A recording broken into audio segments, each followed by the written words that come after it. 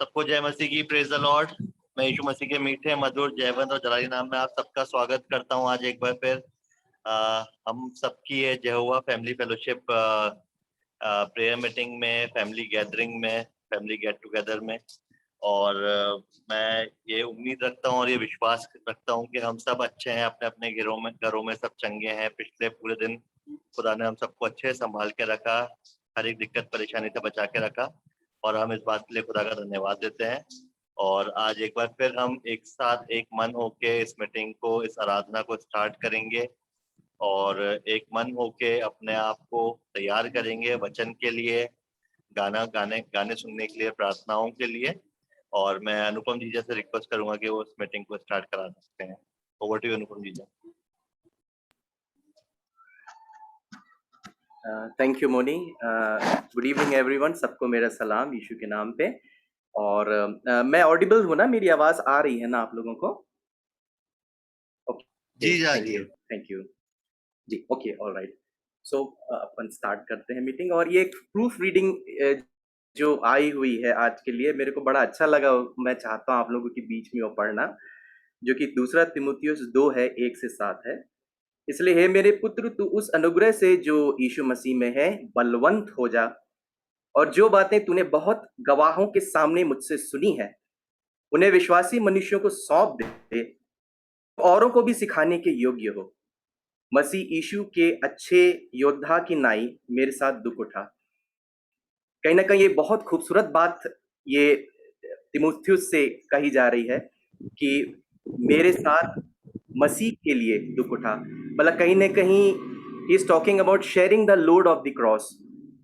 जो परमेश्वर पे विश्वास करते हैं, दुआ प्रार्थना करते हैं, उनसे कनेक्टेड रहते हैं, कहीं ना कहीं वो एक योद्धा होते हैं, जिनको हम प्रार्थना योद्धा बोल सकते हैं। वो योद्धा होते हैं। और कहीं ना कहीं तीमुथियुस को ये कहा जा रहा है कि परमेश्वर के क्रूस का भार उठाने जैसा वो काम होता है, परमेश्वर का योद्धा होना। और जैसे दिया हुआ है कि मसीह यीशु के अच्छे योद्धा की नाई मेरे साथ दुख उठा। ये बहुत ही ब्यूटीफुल गोल्डन लाइन है जो मैं समझ पा रहा हूँ, जो कुछ इस प्रकार मतलब कहने की वो कोशिश कर रहे हैं कि यदि हम परमेश्वर पे विश्वास करते हैं और दुख और समस्या हमारी ओर आती है, तो हमें, क्योंकि हम विश्वासी हैं, हमें परमेश्वर के वचन और परमेश्वर के वायदे की ओर ध्यान देना है, ना कि अपने दुख की ओर। It's a very beautiful thing जो इन्होंने यहाँ पर कहा है कि एक अच्छे योद्धा की तरह मेरे साथ दुख उठा। जब कोई योद्धा लड़ाई पर जाता है तो इसलिए कि अपने भर्ती करने वाले को प्रसन्न करे, अपने आप को संसार के कामों में नहीं फंसाता। फिर अखाड़े में लड़ने वाला यदि विधि के अनुसार ना लड़े तो मुकुट नहीं पाता। सच अ ब्यूटीफुल वर्ड। तो आइए हम अपनी मीटिंग में आगे बढ़ते हैं। और मैं रिक्वेस्ट करूंगा मुकेश चाचा से कि वो प्रार्थना के साथ इस मीटिंग को स्टार्ट करें। Thank you.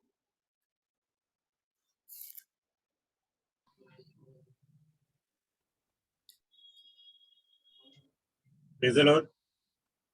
मेरी आवाज आ रही है सबको? यस। आइए हम प्रार्थना में चलेंगे। अपने दिलों को तैयार करें। अब प्रभु की हजूरी में अपने आप को समर्पण करें और उससे प्रार्थना करें कि हमें एक अच्छा और पाक साफ दिल दे। प्रभु में प्रार्थना में चलते हैं। आइए हम प्रार्थना करें। प्रभु जी, आपसे विनती करते हैं कि हर शख्स के लिए जो इस मीटिंग में हमारे साथ में है, प्रभु जी, उनके दिलों को पाक साफ करें प्रभु, और अपनी महिमा के लिए उन्हें तैयार करें प्रभु। और आपसे प्रार्थना करते हैं प्रभु, जिस प्रकार आपने पिछले समय संभाला, अपनी पनाह में छिपा कर रखा, अच्छे वचन को हमारे जीवन में दिया प्रभु जी, उस पर चलने की हमें तौफीक दें और अपना आपको इस लायक बनाए प्रभु कि आपके नाम को लेने लायक अपना आपको तैयार कर सकें। अब प्रभु जी, जो मीटिंग में हमारे साथ हैं और जो आने वाले हैं प्रभु, उनको सबको प्रभु आपको हजूरी में लाएं प्रभु, लाते हैं। और आपसे विनती करते हैं जो आशीष हमें देना चाहते हैं प्रभु, जब हम वचन सुनते हैं या हम गीत गाते हैं प्रभु जी, उसको आप ग्रहण करें और अपने महिमा के लिए काम करें। अब प्रभु जी, इसी प्रकार सब लोगों के लिए प्रार्थना करते हैं जहाँ कहीं पर प्रभु जी उनके साथ होना, उनकी रक्षा करें। और प्रभु जी, इस प्रार्थना में आपको आमंत्रित करते हैं और आपसे विनती करते हैं कि प्रभु आप हमें आशीष और अपनी प्रशंसा के लिए हमारे जीवन को तैयार करें। अब क्या मांगू प्रार्थना में आपके नाम में होकर मांगू। आमीन। Thank you. आमीन आमीन आमीन। थैंक यू मुकेश चाचा सुंदर प्रार्थना के लिए। अब हम प्रेज एंड वर्शिप में जाएंगे और सच में पवित्र बाइबल में दिया हुआ है कि आत्मा और सच्चाई के साथ प्रभु की स्तुति आराधना करना चाहिए, वाद्य यंत्रों के साथ प्रभु की स्तुति और आराधना करना चाहिए, क्योंकि परमेश्वर को ये भाता है। तो मैं इनवाइट करना चाहता हूँ मेरे भाई मोनी से कि वो प्रभु की स्तुति और आराधना करें। Thank you.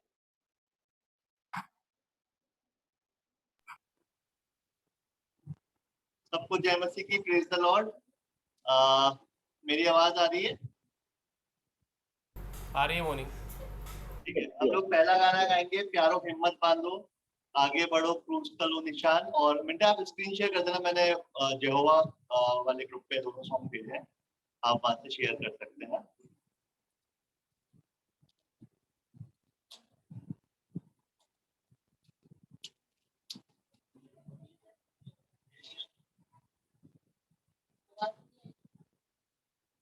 मिंटा कर देंगे आवाज आ रही है ना क्लियर? आ रही है यार। ठीक है, चलिए पहला गाना लीजिए, प्यारो हिम्मत बांधो आगे बढ़ो क्रूस तलो निशान। और हम स्टार्ट करेंगे, आप सभी साथ में गाइएगा। 1 2 3 स्टार्ट। प्यारो हिम्मत बांधो आगे बढ़ो क्रूस तलो निशान, जीतेंगे हम यारो हमारे घर, जीतेंगे हम यारो हमारे घर। लड़ो लड़ो फुर्ती करो यीशु है कथा, लड़ो लड़ो फुर्ती करो यीशु है कथा। हिम्मत बांधो आशा रखो आगे का चलता, लड़ो हिम्मत बांधो आगे बढ़ो क्रूस तलो निशान, जीतेंगे हम यारो हमारे घर। जीतेंगे हम यारो हमारे घर। और दुख में चारों तरफ बढ़ते हैं इंसान, और दुख में चारों तरफ बढ़ते हैं इंसान। दया करो भारत पर वो हुआ परेशान, यारो हिम्मत बांधो आगे बढ़ो क्रूस तलो निशान, जीतेंगे हम यारो हमारे घर। जीतेंगे हम यारो हमारे घर। घर घर जाकर करो प्यारो यीशु का बयान, घर घर जाकर करो प्यारो यीशु का बयान। वो है राजा मुक्ति दाता सफल मेहमान, यारो हिम्मत बांधो आगे बढ़ो क्रूस तलो निशान, जीतेंगे हम यारो हमारे घर। जीतेंगे हम यारो हमारे घर। जल्दी करो सुनाओ सबको यीशु का फरमान, जल्दी करो सुनाओ सबको यीशु का फरमान। पापी बचते जाते जाते लोग परेशान, यारो हिम्मत बांधो आगे बढ़ो क्रूस तलो निशान, जीतेंगे हम यारो हमारे घर। जीतेंगे हम यारो हमारे घर। ज्ञान चाहे बैठी कर्मा के सुने का ज्ञान, ज्ञान चाहे बैठी कर्मा के सुने का ज्ञान। लोग नदी को बांटे जाते आता है जगह, यारो हिम्मत बांधो आगे बढ़ो क्रूस तलो निशान, जीतेंगे हम यारो हमारे घर। जीतेंगे हम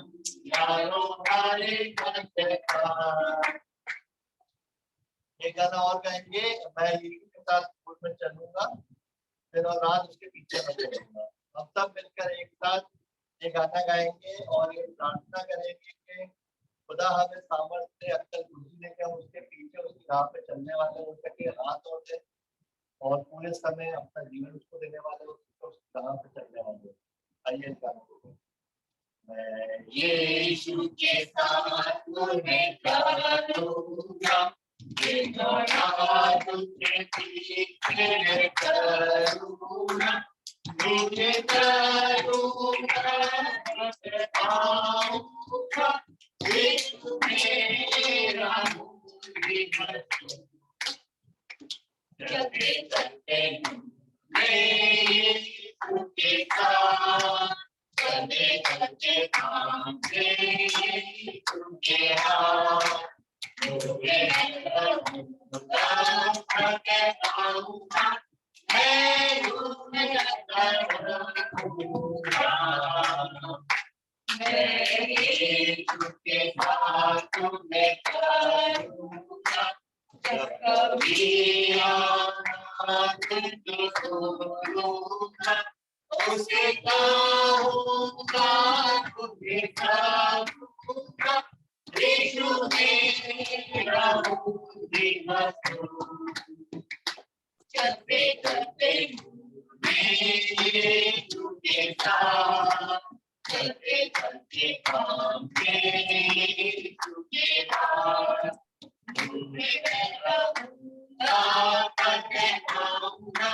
मैं डूब चलता रहूंगा, मैं यीशु के साथ तुम्हें करूंगा, अपने साथ रोज लगाऊंगा, रजो यासी हो जगती होगा, यीशु मेरा चलते चलते मैं यीशु के साथ, चलते चलते काम के यीशु के हाथ, मुझे मैं डूब जाता रहूंगा।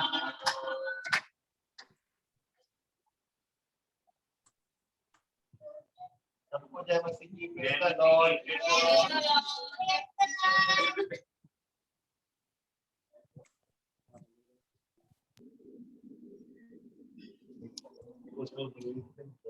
सुंदर प्रेज एंड वर्शिप के लिए आप लोगों को धन्यवाद। और कोई और गीत आप लोग गाना चाह रहे हैं?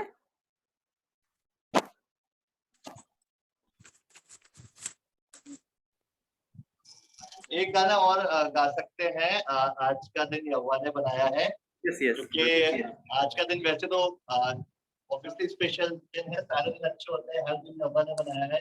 आज का दिन मम्मी का बर्थडे है तो हम भी गाना गाना चाहेंगे, बट हमारे लिए सारे दिन बराबर है, गाने गाने बनाया। बट आज का दिन एक आशीषित दिन है कि आज मम्मी का बर्थडे है और वो 66 ईयर्स की हो चुकी है। खुदा ने उनको संभाल के रखा, तंदुरुस्त अच्छा जीवन दिया, कुछ जीवन दिया, अच्छा बना दिया। हम सभी लोग के लिए खुदा का धन्यवाद देंगे और ये गाना गाएंगे। आज का दिन यहोवा ने बनाया है, हम इसमें आनंद को आनंद को।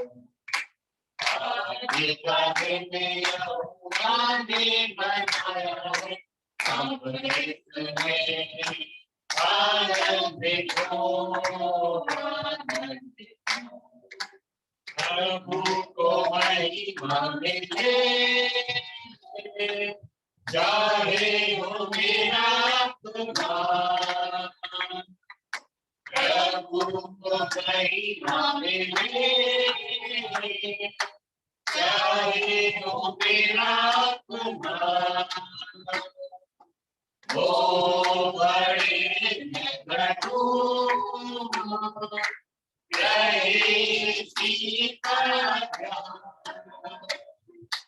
आज का दिन यहोवा ने बनाया है,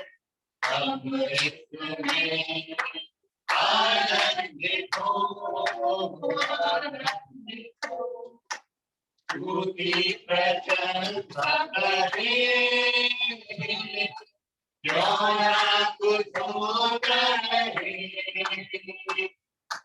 स्तुति प्रशंसा करें, क्यों ना कुछ होता रहे, उसको हम मानते रहे, चाहे जहाँ भी रहे, आज का दिन हमारे बनाया है, हम इसमें आनंदित हो, आनंदित हो, आता हूँ तेरे पास, मुझको है तुझसे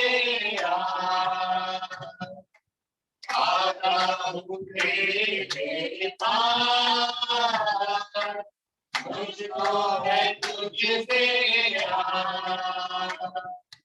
मुझको कबूल कर ले,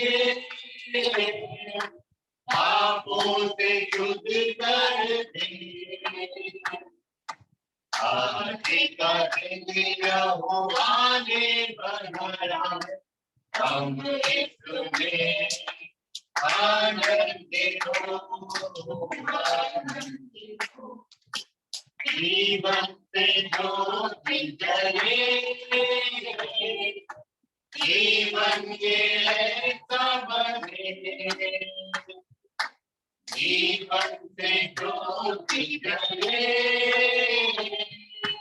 जीवन के ऐसा बने, ज्योति में चल हम सके, यही दुआ है तुझसे,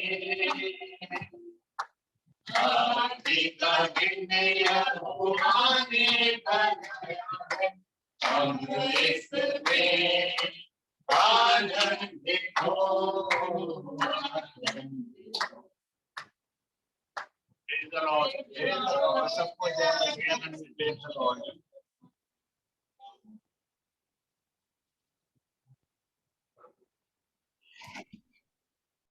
प्रेज द लॉर्ड। बहुत सुंदर वर्शिप के लिए बहुत बहुत थैंक यू, ब्यूटीफुल सॉन्ग।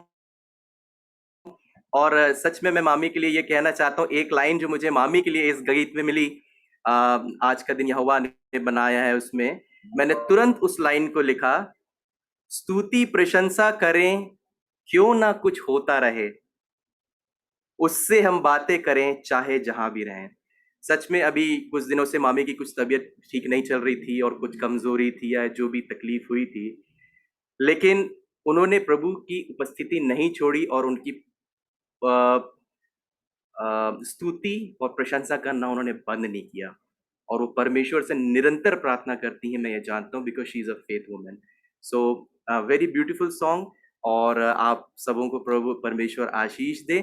और मैं रिक्वेस्ट करूंगा मिस्टर क्लेमेंट रोहित से कि आज जो भी प्रेयर रिक्वेस्ट आई हुई हैं उनको वो एड्रेस करेंगे in the presence of Lord and Saviour Jesus Christ. Thank you.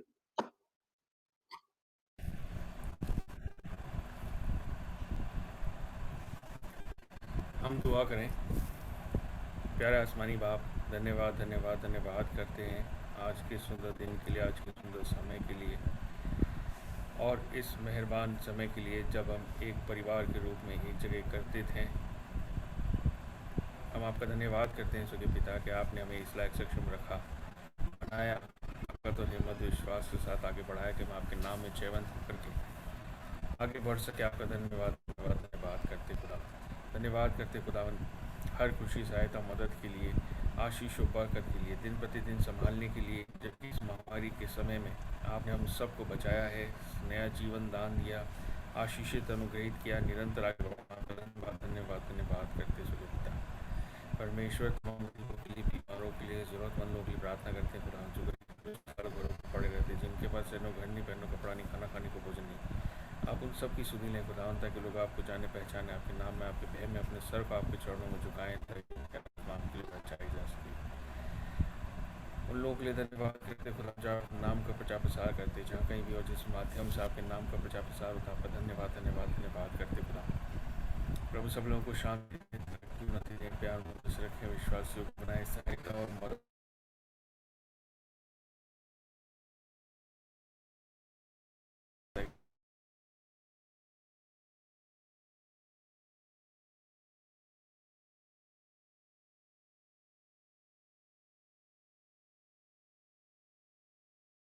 खुदा आप लोगों को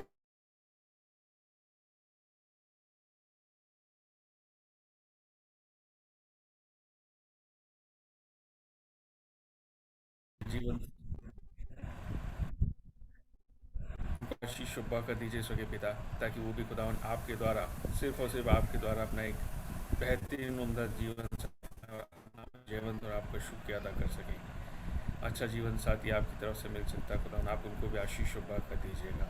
आगे वाले समय में आप हम सब के अल्फा ओमेगा हों, जब आपके वचन को हमारे बीच में बांटा जाता स्वर्गीय पिता, अपने वचन पर, सुनाने वाले पर, सुनने वालों पर अपने पवित्र आत्मा की आशीष शुभा कर दीजिएगा, ताकि आपका वचन हमारे बीच में फलवंत हो, जयवंत हो, और हम भी आपके नाम का प्रचार प्रसार बड़े जोर शोर से करें और आपके नाम में जय जयकार कर सकें। बाकी के समय को आपके हाथों में सौंपते हैं खुदावन, सब कुछ हमारे जीवित खुदावन प्रभु यीशु मसीह के नाम में ऊपर मांगता हूँ बाप, सुन लीजिए, कबूल कर लीजिए बाप, आमीन।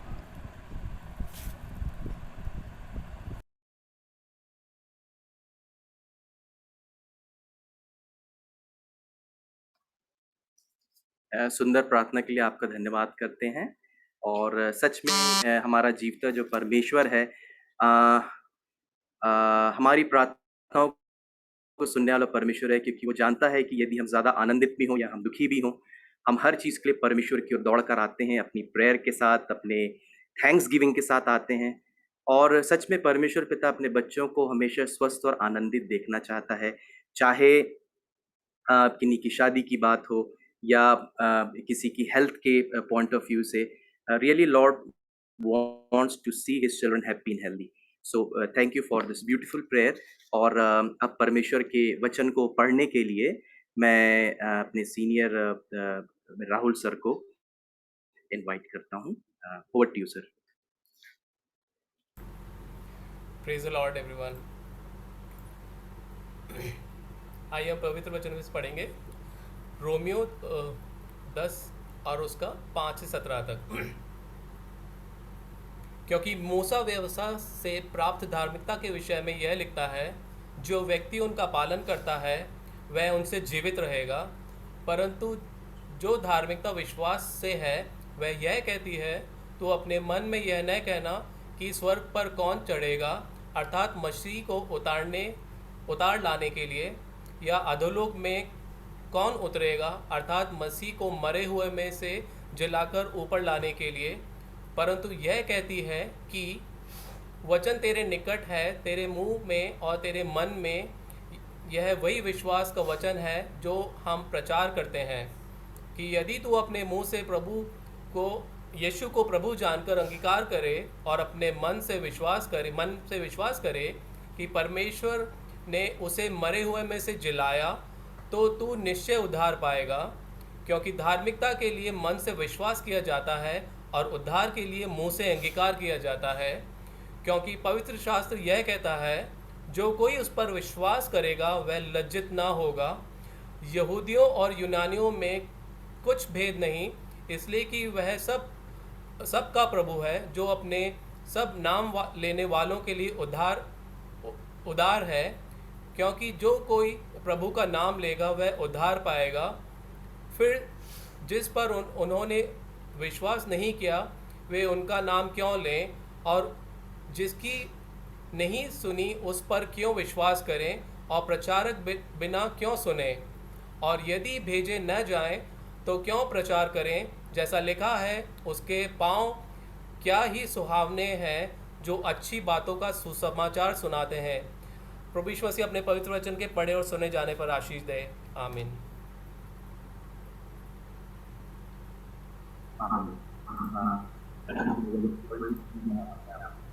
धन्यवाद करता हूँ। सच में इतनी सुंदर बात लिखी कि जो ये विश्वास करेगा कि यीशु मसीह परमेश्वर का पुत्र है वो उद्धार पाएगा। मैं एक छोटा सा एक्सपीरियंस अपना शेयर करना चाहता हूँ। हम पास्टर बेनी हिन को बहुत अच्छी तरह जानते हैं, बहुत बड़े योद्धा हैं परमेश्वर पिता के। जब वो पहली बार बॉम्बे आए थे तो फॉर्चुनेटली मैं बॉम्बे में था, उस समय मैं पढ़ाई कर रहा था और मुझे एक टिकट मिली जाने की। और उस मीटिंग में मैंने बहुत साइंस एंड वंडर्स देखे। उसमें एक लेडी आई हुई थी एम्बुलेंस में कहीं गांव से, और जिसकी कंडीशन बहुत क्रिटिकल थी। उसके लिए उसके नोज में फीडिंग पाइप भी डाला था, उसको ऑक्सीजन भी लगा था और वो एम्बुलेंस में थी। और बड़े आश्चर्यजनक रूप में उसको पूरी तरह हीलिंग मिली। वो बहुत ज्यादा एज की नहीं थी, अराउंड 55 to 60 ईयर्स की थी। और उसको ऐसी कंप्लीट हीलिंग मिली कि वो जिन डॉक्टर नर्सेस के साथ वहां पर आई थी उसको एक तरीके से 100% हीलिंग मिली। और उसको लेकर जब स्टेज में आया गया तो पास्टर बेनी हिन, मैं वहां पर था बिकॉज मैंने अपने आंखों से देखा और कानों से सुना ये चीजें। तो पास्टर बेनी हिन ने उनको पूछा, आप डू यू नो जीसस, जो ट्रांसलेट कर रहे थे, इंटरप्रेट कर रहे थे, उन्होंने बोला हिंदी में, वो करके बोला, मराठी में उनको बोला कि क्या आप परमेश्वर के बारे में जानते थे, यीशु मसीह के बारे में जानते थे? तो उसने बोला मुझे कुछ भी नहीं मालूम। तो आप यहाँ तक कैसे पहुंचे? तो उन्होंने अपनी गांव की मराठी भाषा में बोला कि मेरे चर्च में एक पास्टर हैं, उन्होंने मेरे को बोला था तुम कैसे भी हिम्मत करके चलो। तो वो हॉस्पिटल वाले लोग मान गए कि हम इनको ऐसे नहीं भेज सकते वरना इनकी मृत्यु निश्चित है, क्योंकि ऑक्सीजन भी लगा और बहुत क्रिटिकल कंडीशन में थी। तो डॉक्टर और नर्स भी मान गए, चलो हम इनके एम्बुलेंस में लेकर जाते हैं क्योंकि इनके अब ज्यादा दिन ज्यादा घंटे बचे नहीं है, इनकी आखिरी इच्छा हम पूरी कर दें। और प्रभु ने इतने मिरेकलस रूप से, होली स्पिरिट ने उनको चंगाई दी।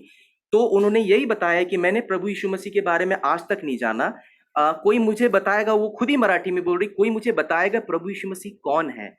तो सच में मैं एक चीज जरूर समझ पाया उस समय कि knowing about God will never bring us closer to him. परमेश्वर के बारे में अगर हम जानते हैं तो इसका ये मतलब नहीं कि हम परमेश्वर के करीब हो गए हैं। वो बड़े विश्वास के साथ उसने अपने पास्टर पे विश्वास किया, जबकि उसने कभी बाइबल नहीं जानी, बाइबल नहीं पढ़ा, प्रभु यीशु मसीह का नाम तक नहीं सुना। बस उसने उस पास्टर के बारे में विश्वास किया। उसने बोला कि प्रभु यीशु मसीह चंगा करने वाला है, अम्मा एक बार चलो आपको चंगाई मिलेगी, आप ठीक हो जाओगे। तो सच में वो ना प्रभु यीशु मसीह के बारे में जानती थी, ना बाइबल के बारे में जानती थी। और पास्टर बेनी हिन ने उनसे बोला कि can I offer you Bible? तो उन्होंने बोला मुझे बाइबल दीजिए। और इस बाइबल में है क्या? इतनी मोटी किसी ने मराठी वाली बाइबल तुरंत ला कर दी उस लेडी को, और उसने मराठी में बड़े उससे बोला, क्योंकि वो बहुत कमजोर थी, क्रिटिकल कंडीशन से वो चंगाई प्राप्त करी थी। और पास्टर बेनी हिन ने बड़ी सुंदर बात बोली। उन्होंने बोला इस पूरी बाइबल में सिर्फ इतनी चीज दी गई है कि यीशु परमेश्वर पिता के पुत्र हैं, जो कि तुम्हारे और मेरे पाप के लिए, दुख के लिए, गरीबी के लिए और रोगों के लिए क्रूस पर मारे गए, गाड़े गए, और वो फिर जीवित हो गए 3 दिन बाद। उन्होंने बोला एंटायर बाइबल में सिर्फ ये है, और तुम सिर्फ इतना अगर विश्वास करोगे कि सच में प्रभु यीशु मसीह परमेश्वर के बेटे हैं, चंगाई तुम्हारी है, छुटकारा तुम्हारा है। तो बहुत सुंदर उन्होंने वो बात बोली थी जो मुझे अभी याद आया। और हम आगे बढ़ते हैं अपनी मीटिंग में। और वर्ड ऑफ गॉड शेयरिंग के लिए मैं अपने भैया अनुराग लाल भैया को इनवाइट करता हूं कि वो अपने वर्ड को शेयर करें। Thank you so much.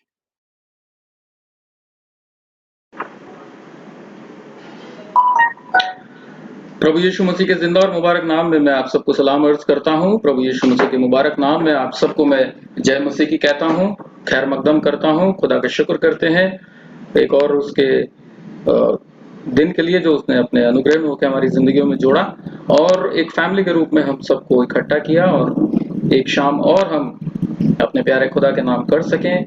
ये सब उसने हमको दिया, क्योंकि हम में तो कोई लियाकत थी नहीं, हमें तो कोई खूबी नहीं थी, लेकिन ये खुदा की मोहब्बत है, उसने हमको चुना और इस काबिल भी किया।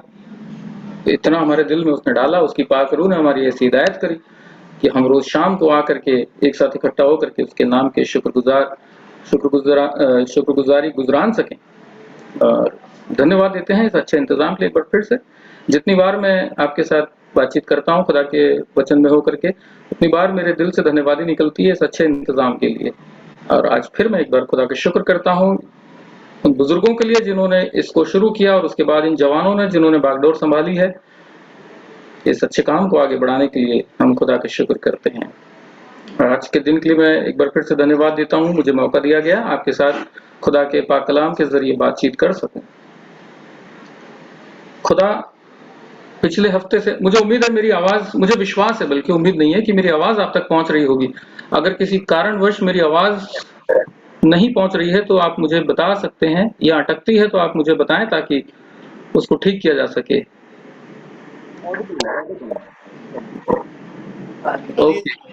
Okay, thank you.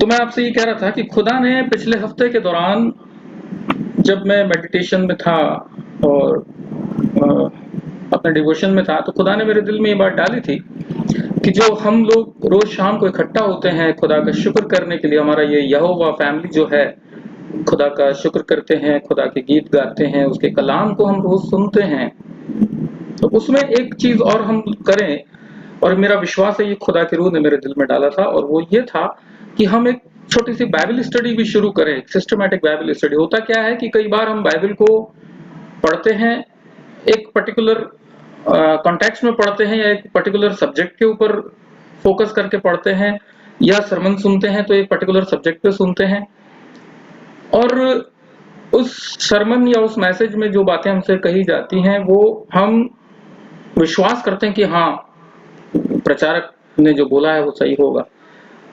ये ऐसा होता है, इट हैपेंस। हम उसको वेरीफाई नहीं कर पाते। रीजन क्या उसका रीजन ये है कि कई बार हम बाइबल की नॉलेज में शायद उतना आगे नहीं होते हैं, या बाइबल के बारे में हम उतना नहीं जानते हैं। बाइबल के बारे में शायद हमको एकेडमिक हमारे इतने स्ट्रांग नहीं होते। तो खुदा के रूह ने मेरे दिल में डाली कि हमको एक बाइबल स्टडी भी, एक सेशन हमको बाइबल स्टडी का भी रखना। 7 दिन होते हैं हफ्ते में, और 7 दिनों में से हमने एक दिन रखा है प्रेजेंट वर्शिप और टेस्टिमनीज के लिए, एक दिन रखा हमने बच्चों की एक्टिविटी के लिए। बहुत अच्छी बात है, बहुत अच्छी बात है, ये होना चाहिए। 7 दिन हम अगर एक ही खाना खाएंगे तो हम खाने से भी उब जाएंगे एक बार, तो होना चाहिए ये। तो खुदा की रूह ने दिल में डाला और कि बाइबल स्टडी होनी चाहिए। और उसके बाद अभी संडे को जब मैं जवान को देख रहा था, अंशुल को, किस खूबसूरत तरीके से उसने परमेश्वर के मंदिर और वाचा के मिलाप वाले तंबू और वाचा का संदूक और परमेश्वर के मंदिर को उसने एक्सप्लेन किया पीपीटी के जरिए, और दिल मेरा शुक्रगुजारी से भर गया, धन्यवाद से भर गया, क्योंकि मुझे कंफर्मेशन मिल गया कि पवित्र आत्मा ने जो बात मेरे दिल में डाली थी वो खुदा अपने दूसरे बंदों के दिलों में भी डाल रहा है, और हमें इस चीज में आगे बढ़ना चाहिए। तो मैं रिक्वेस्ट करूंगा, दरख्वास्त करूंगा आप सबसे कि हम इस चीज पे भी गौर करें और एक छोटी सी बाइबल स्टडी हम शुरू करें। बाइबल स्टडी का नाम आते ही कई बार दिल में घबराहट सी होती, क्योंकि स्टडी तो वैसी बहुत मुश्किल होती, कई जने पढ़ने से थोड़ा, बच्चे खास करके कई बच्चे घबराते हैं, तो खौफ बैठता है कि बड़ी बड़ी थीसिस लिखनी होंगी, एक्सप्लेनेशन लिखने होंगे, एक वाक्य को 10 बार पढ़ के उसको गहराई को समझ। हाँ बिल्कुल, ये सही है, बाइबल स्टडी यही होती है। लेकिन जो हम करना चाहते हैं, या जो खुदा ने मेरे दिल में बात डाली थी, वो कुछ ऐसी है जो मैं आपके साथ शेयर कर रहा हूं। और वो ऐसी है कि बाइबल स्टार्ट हम ऐसे करें बाइबल स्टडी कि बाइबल की किताबों के बारे में हम पहले जानने की कोशिश करें। ये नहीं कि पुराने नियम में कितनी है, नए नियम में कितनी है, ये तो हम सब जानते हैं, बच्चे भी जानते हैं, या कि उन किताबों को किसने लिखा। हम ऐसा समझें, ऐसा समझने की कोशिश करें कि जो पुराना नियम है उसमें किताबें जो हैं वो कितने हिस्सों में हैं, उनका क्या अर्थ है, वो क्यों इतने समय बांटी गई, और किस समय में लिखी गई, उस वक्त क्या माहौल था, राजनीतिक या पॉलिटिकल सिचुएशंस कैसी थी, सोशल लाइफ कैसी हुआ करती थी लोगों की, और खुदा का रूह कैसे काम करता था, खुदा ने कैसे इंसानों को बनाया और किस तरीके से आगे बढ़ी।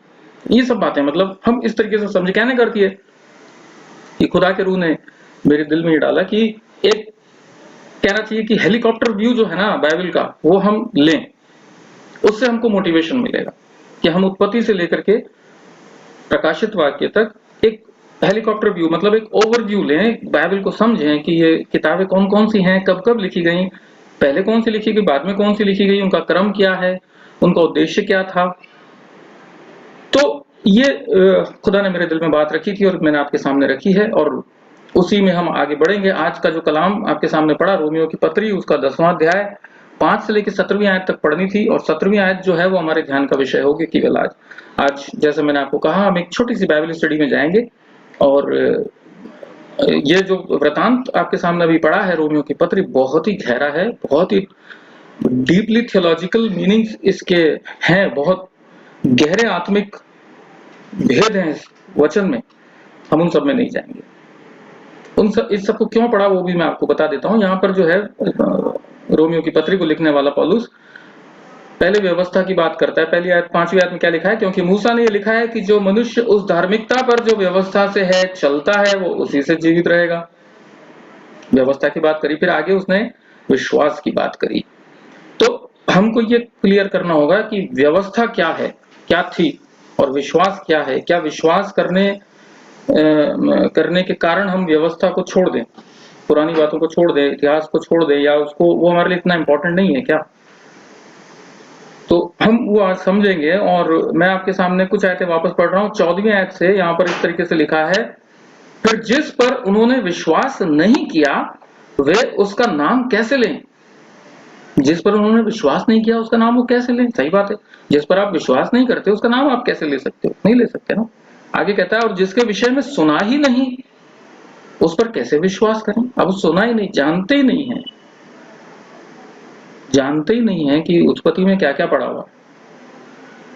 लय व्यवस्था क्या है, किसके लिए लिखी गई थी? सर्वन सुनते हैं जब बीच में जो रेफरेंस आता है उस रेफरेंस को पढ़ करके हम आगे निकल जाते हैं। हम जानते ही नहीं है उसको कि वहां क्या क्या है। और जिसके विषय सुना नहीं उस पर विश्वास कैसे करें? आगे लिखता है, और प्रचारक बिना कैसे सुने? प्रचारक यहाँ पर कोई बाइबल मेरे और आपके बारे में बात नहीं कर रही है। प्रचारक यहाँ पर एक ही है और उसी का एड्रेस मैं आज आपको देता हूँ खुदा के कलाम से। वही आपको सब सिखा सकता है और वो प्रचारक और कोई नहीं, खुदा का रूह है, पवित्र आत्मा है, जिसका वायदा प्रभु यीशु मसीह ने किया। क्योंकि जो पूरी बाइबल है मैं हम सब बच्चे सब जानते हैं, छोटे बच्चे भी जानते हैं कि जो बाइबल है खुदा की रूह के जरिए लिखी गई है। हालांकि इंसान अलग अलग थे लिखने वाले, अलग अलग वक्त में ये लिखी गई, अलग अलग हाथों ने कलम चला करके इसको लिखा, अलग अलग कागज पे लिखी गई, या कहते हैं कि चमड़े पर लिखी गई वगैरह वगैरह, लेकिन जो लिखवाने वाला था वो एक था, वो खुदा का रूह था। तो यहाँ पर जो लिखा है कि प्रचारक बिना कैसे सुने, प्रचारक तो बहुत जरूरी है, परमेश्वर का आत्मा। आगे लिखा है 15वीं आयत, और यदि भेजे ना जाएं तो कैसे प्रचार करें? जैसा लिखा है, उनके पांव क्या ही सुहावने हैं जो अच्छी बातों का सुसमाचार सुनाते हैं। आगे अगली आयत भी थी, परंतु सबने उस समाचार पर कान न लगाया। तो यशायाह कहता है, हे प्रभु किसने हमारे समाचार पर विश्वास किया है? अब जो इंपॉर्टेंट आयत है वो है 17वीं आयत, सबसे खास बात है जिस पे हम आज फोकस करेंगे। वो कहती है, अतः विश्वास सुनने से और सुनना मसीह के वचन से होता है। अतः विश्वास सुनने से और सुनना मसीह के वचन से होता है। तो ये मसीह का वचन क्या है? क्या सिर्फ नया नियम है? मसीह का वचन जो सुसमाचार हम पढ़ते हैं वही है, या पौलुस की पत्रियां हैं, प्रेरितों के काम हैं, या प्रकाशित वाक्य की भविष्यवाणियां, यही मसीह का वचन है। खुदा का कलाम यूं फरमाता है, प्रभु यीशु मसीह ने कहा कि मैं व्यवस्था को लोप करने के लिए नहीं आया, लेकिन व्यवस्था को पूरा करने के लिए आया हूं। व्यवस्था को पूरा करने के लिए आया। ये व्यवस्था क्या है? आज हम एक छोटी सी, जैसे मैंने आपको शुरू में कहा, एक बाइबल स्टडी करेंगे और मैं सजेस्ट करूंगा, this is my humble suggestion, मेरा नम्र सुझाव है ये कि हम हफ्ते में एक दिन बाइबल स्टडी का सेशन रखें और उसमें हम आगे बढ़ें। और आज मैं खुदा के रूह में होकर के चाहता हूं कि हम पुराने नियम से शुरू करें कि बाइबल का जो पुराना नियम है वो क्या कहता है, कितनी किताबें हैं उसके अंदर, और उसकी जो पहली 5 किताबें उसके ऊपर हम गौर करेंगे। एक चीज और मैं आपके सामने आपको बताना चाहूंगा, आप सब बाइबल पढ़ने वाले लोग हैं, जब भी आप बाइबल पढ़ें मैं आपसे रिक्वेस्ट करूंगा, ये मेरा आपसे सिंसियर रिक्वेस्ट है, इनफैक्ट मैं आपको इंसिस्ट करूंगा कि जब भी आप बाइबल पढ़े, अगर आप हिंदी की बाइबल पढ़ते हैं तो ये बाइबल सोसाइटी ऑफ इंडिया की बाइबल है, बाइबल सोसाइटी ऑफ इंडिया। मेरा विश्वास है आप सबके पास भी यही होगी। हो सकता है आपको इनवर्स इमेज दिख रही हो, उल्टी इमेज दिख रही हो, लेकिन आप सब जानते हैं बाइबल सोसाइटी ऑफ इंडिया की हिंदी की बाइबल है। आप इसे पढ़ें, सिर्फ इसे पढ़ें। और आज की तारीख में बहुत सारे ट्रांसलेशन आ रहे हैं, बहुत सारे तर्जुमे आ रहे हैं, बहुत सारे अलग अलग पब्लिकेशंस आ रहे हैं। बाइबल की जो हिंदी की बाइबल है आप इसको प्रेफर करें। और मैं आपको सजेस्ट करूंगा अगर इसका भी आपको जो पुराना वर्जन मिलता है जो आज से 2-4 साल 5 साल पहले का है, अराउंड 2015-16 से पहले का अगर आपको प्रिंट मिलता है, वंडरफुल, आप उसको प्रेफर करें हिंदी की बाइबल। और अगर आप इंग्लिश की बाइबल पढ़ते हैं तो I would sincerely request you, in fact I would urge you, आप केजेवी वर्जन पर पढ़ें, किंग जेम्स वर्जन, जो कि सबसे ऑथेंटिक, सबसे पुराना जो इंग्लिश का तर्जुमा है, किंग जेम्स वर्जन, आप इसको पढ़ें, आप इसको पढ़ें। ये कहने के पीछे एक रीजन है, मैं आपको बताऊं, शैतान बहुत तेजी से काम कर रहा है, जैसा खुदा का काम फैल रहा है, शैतान का काम भी उसी तेजी से फैल रहा है। और आज की तारीख में जो इंटरनेशनल पब्लिकेशन है बाइबल का, वो हार्पर एंड कॉलिंस नाम के पब्लिशर के पास है। और इंग्लिश के जितने भी तर्जुमे बाइबल के अब जो आ रहे हैं वो हार्पर कॉलिंस के द्वारा पब्लिश किए जा रहे हैं। और उसमें से उन पब्लिशर्स उस पब्लिशर ने कई ऐसी आयतें डिलीट कर दी हैं जहां पर खुदावंद प्रभु यीशु मसीह को खुदा का बेटा कहा गया है, जबकि सबसे बड़ी सच्चाई है बाइबल की कि जो हमारा मुंजी प्रभु यीशु मसीह है वो खुदा का इकलौता बेटा है, जो हमारे गुनाहों के लिए दुनिया में एक इंसान के तौर पे आया, वो परमेश्वर का पुत्र है। याद रखिए, कोई भी इंसान जो ये कहता है कि हाँ प्रभु यीशु मसीह बहुत अच्छा इंसान था, बहुत अच्छा भविष्यवक्ता था, खुदा के बहुत नजदीक था, उसने बहुत अच्छे काम किए, उसने लोगों को चंगाइयां दी, मुर्दों को जिंदा कर दिया, लेकिन परमेश्वर का बेटा शायद वो नहीं था। अगर कोई ऐसा इंसान आपसे कहता है, आप उससे सावधान रहें। मेरे साथ ऐसा हुआ है, मेरे घर में प्रचारक आए हैं, पादरी, पास्टर्स, ऑर्डेंड मिनिस्टर्स, उन्होंने मुझसे ये बात बोली। ऐसे लोगों से सावधान रहें। हार्पर कॉलिंस उनमें से एक है। और जो अभी के इंग्लिश पब्लिकेशन बाइबल के आ रहे हैं उसमें कई आयतें, अभी वो हमारा ध्यान का विषय नहीं है, समय भी ज्यादा हो जाएगा, नहीं तो मैं आपको आयतें बता सकता हूँ कि वो आयतें आपको केजेवी में मिलेंगी, लेकिन आपको हार्पर कॉलिंस की बाइबल में वो आयत नहीं मिलेगी। बहुत ताज्जुब की बात है, हो सकता है आपको आश्चर्य हो, लेकिन ये फैक्ट है। तो मैं आपको ये सजेस्ट करूंगा कि केजेवी का जो पुराना पब्लिकेशन है आप उसको प्रेफर करें इंग्लिश की बाइबल में, और Hindi Bible society of India की जो पुराने एडिशंस आए हैं उनको पढ़ें। और दोनों पढ़ते हैं तो इससे बेहतर बात और क्या हो सकती है, इससे बढ़िया बात क्या हो सकती है। तो आज हम जल्दी से शुरू करेंगे, 15 या 20 मिनट में आपके लूंगा। एक छोटा सा प्रेजेंटेशन मैंने बनाया है, आज का पूरा दिन मैं इसी में लगा रहा, खुदा की रूह ने जैसे जैसे मुझे बताया वो ये प्रेजेंटेशन मैंने बनाया, और मैं अपने बेटे से रिक्वेस्ट करूंगा इस प्रेजेंटेशन को, पीपीटी को शेयर करें आपके साथ, और उस स्लाइड्स के अनुसार हम लोग आगे बढ़ेंगे। तो ये आप पहली स्लाइड देख रहे हैं, Holi Bible king James version.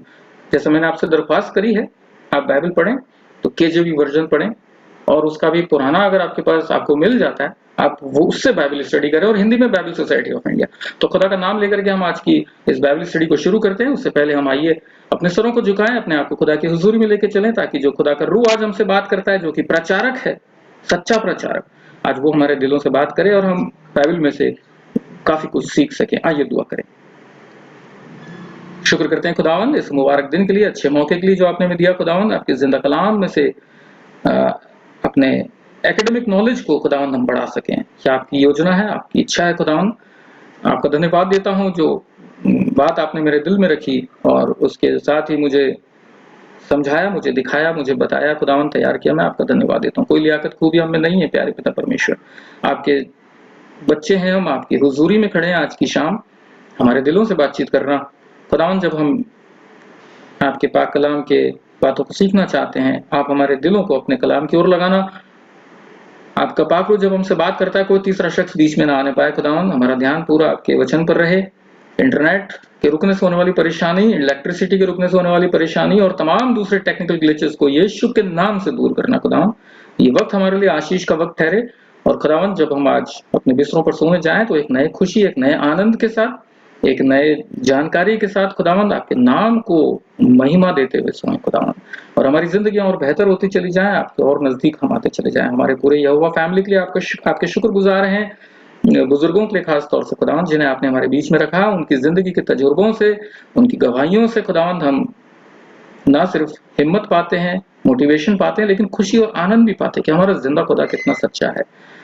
खुदावंद हम शुक्र करते हैं तमाम छोटे बच्चों के लिए, जवानों के लिए जिन्हें आपने रखा है, सब अपनी जिंदगियों से, अपने कामों से, अपने बोलने चालने से, अपने चरित्र से, अपने मुंह के शब्दों से आपके नाम को महिमा दे, अपने मन के ख्यालों से आपके नाम को महिमा देने वाले हों। इबादत के हिस्से में आप हमारी सहायता कीजिए, जब कलाम हम सुनते हैं खुदावंद आपके पाक रूह के जरिए, खुदावंद वो हमारे दिलों में कई गुना प्रतिफल लाने वाला हो। मैं अपने आप को भी आपके हाथ में सौंपता हूँ खुदावंद, मेरे दिल को, मेरे मन को सारे ख्यालों से खाली करके अपने कलाम से भरिए। सारी महिमा सारा आदर सम्मान आपको देते हुए प्रार्थना आपके बेटे हमारे उद्धार करता प्रभु यीशु मसीह के नाम में होके मांगता हूँ, सुनिए कबूल फरमाइए, आमीन। तो हम अपनी इस छोटी सी फ्लाइट पर चलते हैं जो हमें आज पुराने नियम में लेकर के जाएगी और खुदा के कलाम के पुराने ऐदनामे में से उसके किताबों के बारे में आज हमको कुछ इंफॉर्मेशन हम देखने को हमको मिलेगी। Next slide.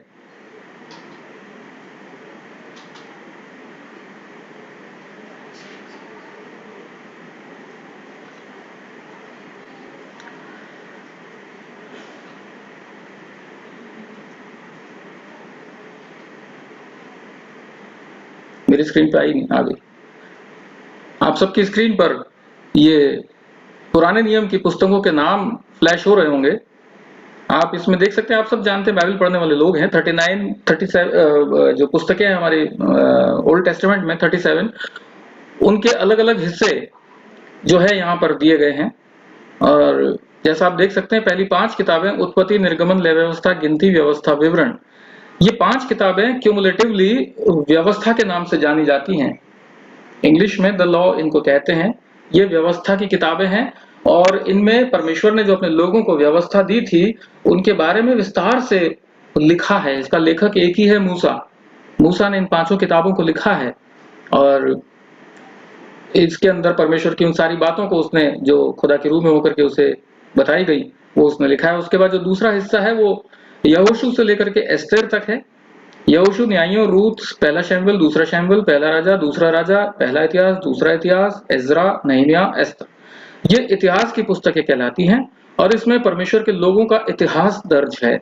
खुदा के लोग कहां से निकले, कहां पहुंचे, कैसे रहे, कौन उनके न्यायी हुए। जो न्यायी थे खुदा के लोगों के, वो जैसे हमारे आज के कोर्ट में जजेस होते हैं वैसे जजेस नहीं थे, वो फाइटर्स थे, लड़ाके हुआ करते थे और खुदा के रूह में होकर के ना सिर्फ न्याय करते थे लेकिन खुदा के लोगों के लिए लड़ाइयां भी उन्होंने जीती। तो कौन थे वो, उसके बाद न्यायों के बाद राजा जो हुए वो कैसे हुए, फिर इजराइल का राज्य कैसे 2 भागों में विभाजित हो गया, वो सारा इतिहास इन सब बातों में दर्ज है। जो ये बुक्स हैं इनका जो क्लासिफिकेशन है ये काफी ब्रॉड है और ये हमारी सहूलियत के लिए है।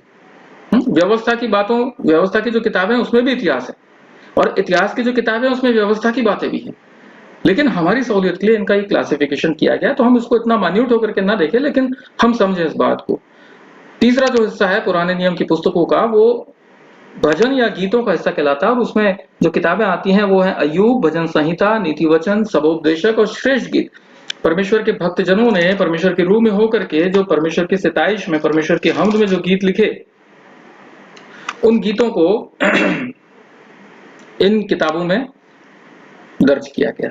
चौथा हिस्सा और 5वां हिस्सा परमेश्वर के भविष्यवक्ताओं का है, जिसमें पहले हिस्से को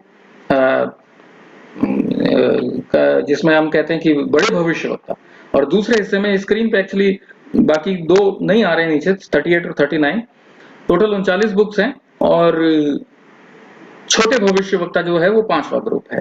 तो इस तरीके से 2 ब्रॉड क्लासिफिकेशन है। अब जब हम कहते हैं कि बड़े भविष्यवक्ता और छोटे भविष्यवक्ता, तो छोटे भविष्यवक्ता जब हम बोलते हैं तो उसका ये अर्थ बिल्कुल भी नहीं है कि किसी भी तरीके से वो उनका दर्जा छोटा था या खुदा के वो कम नजदीक थे। बड़े भविष्यवक्ता खुदा के ज्यादा नजदीक थे, ऐसा नहीं है। खुदा का रूह जितनी ताकत के साथ, जितनी सामर्थ के साथ बड़े भविष्यवक्ताओं से बात करता था, उतनी सामर्थ, उतनी ही ताकत के साथ छोटे भविष्यवक्ताओं से उन्होंने बात करी। फर्क सिर्फ उनके टेन्योर का है या उनके कहना चाहिए कि खुदा ने उनको किस वक्त में, कितने वक्त में काम में लिया, उसका फर्क है। तो ये जो बड़े भविष्यवक्ता यशायाह, यिर्मयाह, विलापगीत, यहेजकेल, दानियल, और उसके बाद जो छोटे भविष्यवक्ता हैं होशे से लेकर के मलाकी तक, होशे, योएल, आमोस, ओबद्याह, योना, मीका, नहूम, हबक्कुक, सफन्याह, हागे, जकरिया, मलाकी, ये है छोटे भविष्यवक्ता। तो इस तरीके से ये पूरा ओवरव्यू है ओल्ड टेस्टामेंट का। आज खुदा के रूह में होकर के जो हम पहला हिस्सा है, क्योंकि ये तो सागर है, गहरा सागर है बाइबल, और इसमें से मोती अगर हमको निकालना है तो हमें बड़े वक्त के साथ, बड़े सब्र के साथ, बड़े तसल्ली के साथ इसके अंदर गोते लगाने पड़ेंगे। हम ज्यादा जल्दबाजी नहीं कर सकते। अगर ज्यादा जल्दबाजी करेंगे तो जो खुदा का रूह हमको बोलना चाहता है या समझाना चाहता है या बताना चाहता है, कहीं हो सकता है कि हम वो मिस कर जाएं। तो लेकिन आप घबराइए मत, मैं आपका समय बिल्कुल ज्यादा नहीं लूंगा। मुझे मालूम है शाम का वक्त है और पूरे दिन के बाद हम लोग खुदा की हमद के लिए बैठे हैं, लेकिन जो खुदा का आज कलाम मुझे मिला है वो पूरी ईमानदारी के साथ आपके सामने रखने की कोशिश करूंगा। तो जो पहला हिस्सा है जो कि व्यवस्था कहलाता है, नेक्स्ट स्लाइड, उसको हम आज गौर करेंगे। इन 5 किताबों उत्पत्ति, निर्गमन, लय व्यवस्था, गिनती और व्यवस्था विवरण, हिंदी में आपके सामने नाम ले रहा हूं मैं क्योंकि I am more comfortable in Hindi. इन 5 किताबों को क्यूमुलेटिवली व्यवस्था कहा जाता है। तोरह इसका एक नाम है, या द पेंटाट्यूक भी इसे कहा जाता है। पेंटाट्यूक आप सब जानते हैं, 2 शब्दों से मिल के बना है, पेंटा और ट्यूक। पेंटा का मतलब होता है 5, ट्यूक का मतलब होता है वॉल्यूम्स, 5 वॉल्यूम्स, उनसे मिलकर के ओरिजिनली ये एक बुक थी, बाद में उसको सेग्रीगेट किया गया 5 पुस्तकों में, उत्पत्ति, निर्गमन, लय व्यवस्था, गिनती और व्यवस्था विवरण। इन्हीं 5 किताबों के ऊपर आज हम गौर करेंगे। ये 5 किताबें मूसा ने लिखी। अब जरा सा आप इमेजिन कीजिए, मूसा जो कि मनुष्य जाति के सृजन के कई साल बाद इस दुनिया में आया, उसने वो बातें कैसे लिखी जो सृष्टि के आरंभ में हुई। उसको कैसे पता चला कि आदि में परमेश्वर ने सृष्टि की रचना करी, उसने अंधेरे में कहा रोशनी हो तो रोशनी हो गई। उसको कैसे पता चला? उसको कैसे पता चला आदम और हवा का क्रिएशन कैसे हुआ, उनके बेटे कौन थे, उन बेटों के बेटे कौन थे, उन्होंने क्या क्या काम किए, नूह कौन था, ये सब बातें मूसा ने कैसे लिखी? जरा सोचिए इस बात को। तो जो पौलुस कहता है ना रोमियो की पत्री में, जो प्रचारक अगर ना बताएं तो वो कैसे पता चले। मूसा को उसी प्रचारक ने, जो आज मुझसे और आपसे बात कर रहा है, उसी प्रचारक ने मूसा को बताया। इमेजिन कीजिए एक अंधेरी रात में जब आसमान में तारे हों और मूसा जो है खुदा के रूह में होकर के पहाड़ की एक चोटी पर बैठा है और इन सब कामों पर विचार कर रहा है कि खुदा ने कैसे शिद्दत से पूरी कायनात को बनाया, और उस समय खुदा के रूह ने उसके दिल में ये बात डाली और उसने ये सारी बातों को लिखा। नो डाउट उसने जरूर उन बातों का भी सपोर्ट लिया होगा, उन बातों की भी हेल्प ली होगी जो उस जमाने में उसके पास अवेलेबल थी, उन घटनाओं के बारे में जिन घटनाओं के वक्त में वो मौजूद नहीं था, लेकिन वो घटनाएं कहीं दर्ज की गई, या जिन लोगों के दिमागों में वो थी, क्योंकि उस समय इंसानों की उम्र भी बाइबल बताती है कि काफी हुआ करती थी। जो बुजुर्ग लोग थे उनसे सुन करके उसने इन सब बातों को लिखा, और इस तरीके से बाइबल की पहली 5 किताबें लिखी गई जो कि व्यवस्था की किताबें कहलाती हैं। लेकिन मेरा विश्वास यह है कि व्यवस्था के साथ इसमें जो मेजर हिस्ट्री है वो इसके अंदर है, मूल इतिहास जो है वो यहीं से शुरू होता है इंसान का। तो ये व्यवस्था की 5 किताबें हैं, उत्पत्ति, निर्गमन। जल्दी से हम आगे चलेंगे। जो मैं आपको फिर से बता दूं कि जो ये बाइबल स्टडी है इसका एम ये है कि हम इसको इंटरेस्टिंग वे में इन किताबों के बारे में थोड़ा सा जानें। ऐसा बोरियत होने वाला या भारी लगने वाला तरीका हम नहीं अपनाएंगे। तो इसीलिए मैंने ये छोटी सी पीपीटी तैयार करी है खुदा के रूह में होकर के, जो थोड़ी सी इंटरैक्टिव है और शॉर्ट है। और इन 5 किताबों की मैं आपको कोई बहुत डीप थियोलॉजिकल नॉलेज नहीं देने वाला हूं, मैं सिर्फ आपको मोटिवेट करूंगा खुदा के रूह में होकर के कि आप भी इन किताबों को पढ़िए जैसे मैं पढ़ूंगा। मैंने इस बात को अपने अंदर सोचा है कि मैं इन किताबों की स्टडी करूंगा, करी है मैंने और करूंगा, क्योंकि एक आयत कई मायने हमारे सामने लेकर के आती है जब हम उसको कई बार पढ़ते हैं। तो मैं आपको सिर्फ आज मोटिवेट करना चाहता हूं कि इन बुक्स को पढ़ें, मल्टीपल लैंग्वेज में पढ़ें, इंग्लिश में भी पढ़ें, हिंदी में भी पढ़ें, और जहां जरूरत लगे आप उसको हिब्रू में भी पढ़ें जो कि ओल्ड टेस्टामेंट की ओरिजिनल भाषा है। इब्रानी भाषा में भी पढ़ने की कोशिश करें। इंटरनेट के जमाने में सब कुछ ऑनलाइन अवेलेबल है, आप देख सकते हैं गूगल पे जाकर के। लेकिन हाँ, एक चीज मैं आपको और बताऊं, बिब्लिकल कॉन्सेप्ट को कभी भी गूगल पे सर्च ना करें, गूगल पे सर्च ना करें। खास तौर से जो जवान सुन रहे हैं मेरी बात, आप इस बात को नोट कर लें, कभी भी बिब्लिकल कॉन्सेप्ट्स को गूगल ना करें। अगर आपको कोई आयत आपने बाइबल में से पढ़ी और आप भूल गए उसका रेफरेंस कि वो आयत कहाँ है, उस आयत को आप गूगल पे लिख करके सर्च कर सकते हैं कि वो आयत बाइबल में कहाँ मिलती है, that is okay. But don't search on Google कि whether Jesus was son of God और नॉट। ये आपको कहीं का कहीं ले जाएगा, उसको कभी भी गूगल ना करें, कभी भी गूगल ना करें। तो ये जो छोटी सी स्टडी है मैंने आपके सामने रखना चाहता हूं, उसमें हम आगे बढ़ेंगे। सेकंड स्लाइड, इन 5 किताबों के बारे में। 5 किताबों में से पहली किताब उत्पत्ति के बारे में हम सब जानते हैं, बचपन से हमने कहानियां सुनी है। परमेश्वर ने कैसे सृष्टि को बनाया। आदि में वचन था, आदि में परमेश्वर ने सृष्टि की रचना करी और आकाश और पृथ्वी, चांद, सूरज, सितारे सब कुछ बनाया। पानी को धरती से अलग किया, जीवित प्राणी बनाए और परमेश्वर ने आदम और हवा को भी बनाया। और इस तरीके से परमेश्वर ने 6 दिन के अंदर पूरी सृष्टि को बनाया और 7वें दिन परमेश्वर ने आराम किया। 7वें दिन परमेश्वर ने आराम किया और 7वें दिन को परमेश्वर ने पवित्र भी ठहराया, पवित्र ठहराया और उसको आशीष दी। तो आज के आपके एकेडमिक नॉलेज के लिए या आपके वर्किंग के लिए या आपके एक्सरसाइज के लिए ये चीज आप नोट कर लें कि जब परमेश्वर ने 7वें दिन को विश्राम दिन ठहराया, तो आज जो हम संडे ऑब्जर्व करते हैं, चर्च में जाते हैं, वो कौन सा दिन है? क्या वो 7वां दिन है या हफ्ते का पहला दिन है? क्योंकि नए नियम में वो हफ्ते का पहला दिन है। तो ये आपके एक्सरसाइज के लिए है कि आप इसके ऊपर विचार करें, बाइबल में से इसका जवाब खोजें कि परमेश्वर ने 7वें दिन को विश्राम दिन ठहराया और नए नियम में सप्ताह के पहले दिन प्रभु यीशु मसीह मुर्दों में से जी उठे। तो हम जो संडे ऑब्जर्व करते हैं वो कौन सा दिन है? आगे चलते हैं, नेक्स्ट स्लाइड। यहां पर हम देख रहे हैं कि परमेश्वर ने जब सृष्टि की रचना करी, आदम और हवा को बनाया, आदम को अदन की वाटिका में रखा और उसको एक आज्ञा दी। उसको कहा कि जो ये भले और बुरे के ज्ञान का वृक्ष है, इसके फल को मत खाना। और हम जानते हैं हवा को सर्प ने बहकाया, उसने झूठ बोला सर्प ने, और हवा उससे बहक गई और उसने उस फल को खाया और उसके बाद आदम ने भी खाया और वो दोनों पाप में पड़ गए। बाइबल हमें बताती है कि जब उन्होंने पाप किया, जैसा पाक रूह ने मुझे समझाया, मैं आपको बता रहा हूं अजीजों, जब उन्होंने गुनाह किया तो उन्होंने सिर्फ हुक्मुदूली का गुनाह नहीं किया, अनाज्ञाकारिता का गुनाह नहीं किया। Disobedience was not the only sin they committed grossly. उन्होंने पूरी तरीके से गुनाह किया, व्यवस्था के हर एक गुनाह को, हर एक आज्ञा को उन्होंने तोड़ दिया। ये हमने अभी कुछ दिन पहले जब हम खुदा के कलाम में से सीख रहे थे, हमने सीखा था कि आदम और हवा ने सारी व्यवस्था के हुक्मों को तोड़ा था। और उसके बाद हम देखते हैं कि खुदा ने उनको अदन की वाटिका से निकाल दिया और आदम और हवा का जो रिश्ता खुदा से था वो टूट गया हमेशा के लिए। और आदम मनुष्य जाति के डीएनए में एक तरह से गुनाह प्रवेश कर गया, उसकी थॉट प्रोसेस में गुनाह प्रवेश कर गया। और उसके बाद बाइबल हमें बताती है कि जब जब बच्चा पैदा होता है, गुनाह के साथ पैदा होता है, एक माइंडसेट के साथ पैदा होता है जो उसके दिमाग में होता है। ये बाइबल में लिखा है, ये मैं नहीं कहता। और इस तरीके से मनुष्य जाति पूरी तरह से करप्ट हो गई और एक ठप्पा इंसान पे लग गया गुनहगार का। लेकिन जो अच्छी बात है, जो गुड न्यूज है यहाँ पर, वो ये है कि खुदा ने, परमेश्वर यहोवा ने आदम और हवा को और सांप को भी सजा देते वक्त मनुष्य के उद्धार की महान योजना, और इस योजना के लिए अपने इकलौते बेटे यीशु मसीह की कुर्बानी का भी संदेश यहीं पर दे दिया। जब हम खुदा की रूह में होकर के बाइबल को पढ़ते हैं तो हमको ये सजा नहीं दिखती कि जो खुदा ने आदम और हवा को सजा दी, वहां पर खुदा ने उस योजना का एक झलक भी दी कि तुमको फिर भी मैं बचाऊंगा। उत्पत्ति 3:15 में बाइबल बताती है कि खुदा ने उसको कहा, हवा को क्या कहा? और मैं तेरे और इस स्त्री के बीच और तेरे वंश और इसके वंश के बीच में बैर उत्पन्न करूंगा, वो तेरे सर को कुचल डालेगा।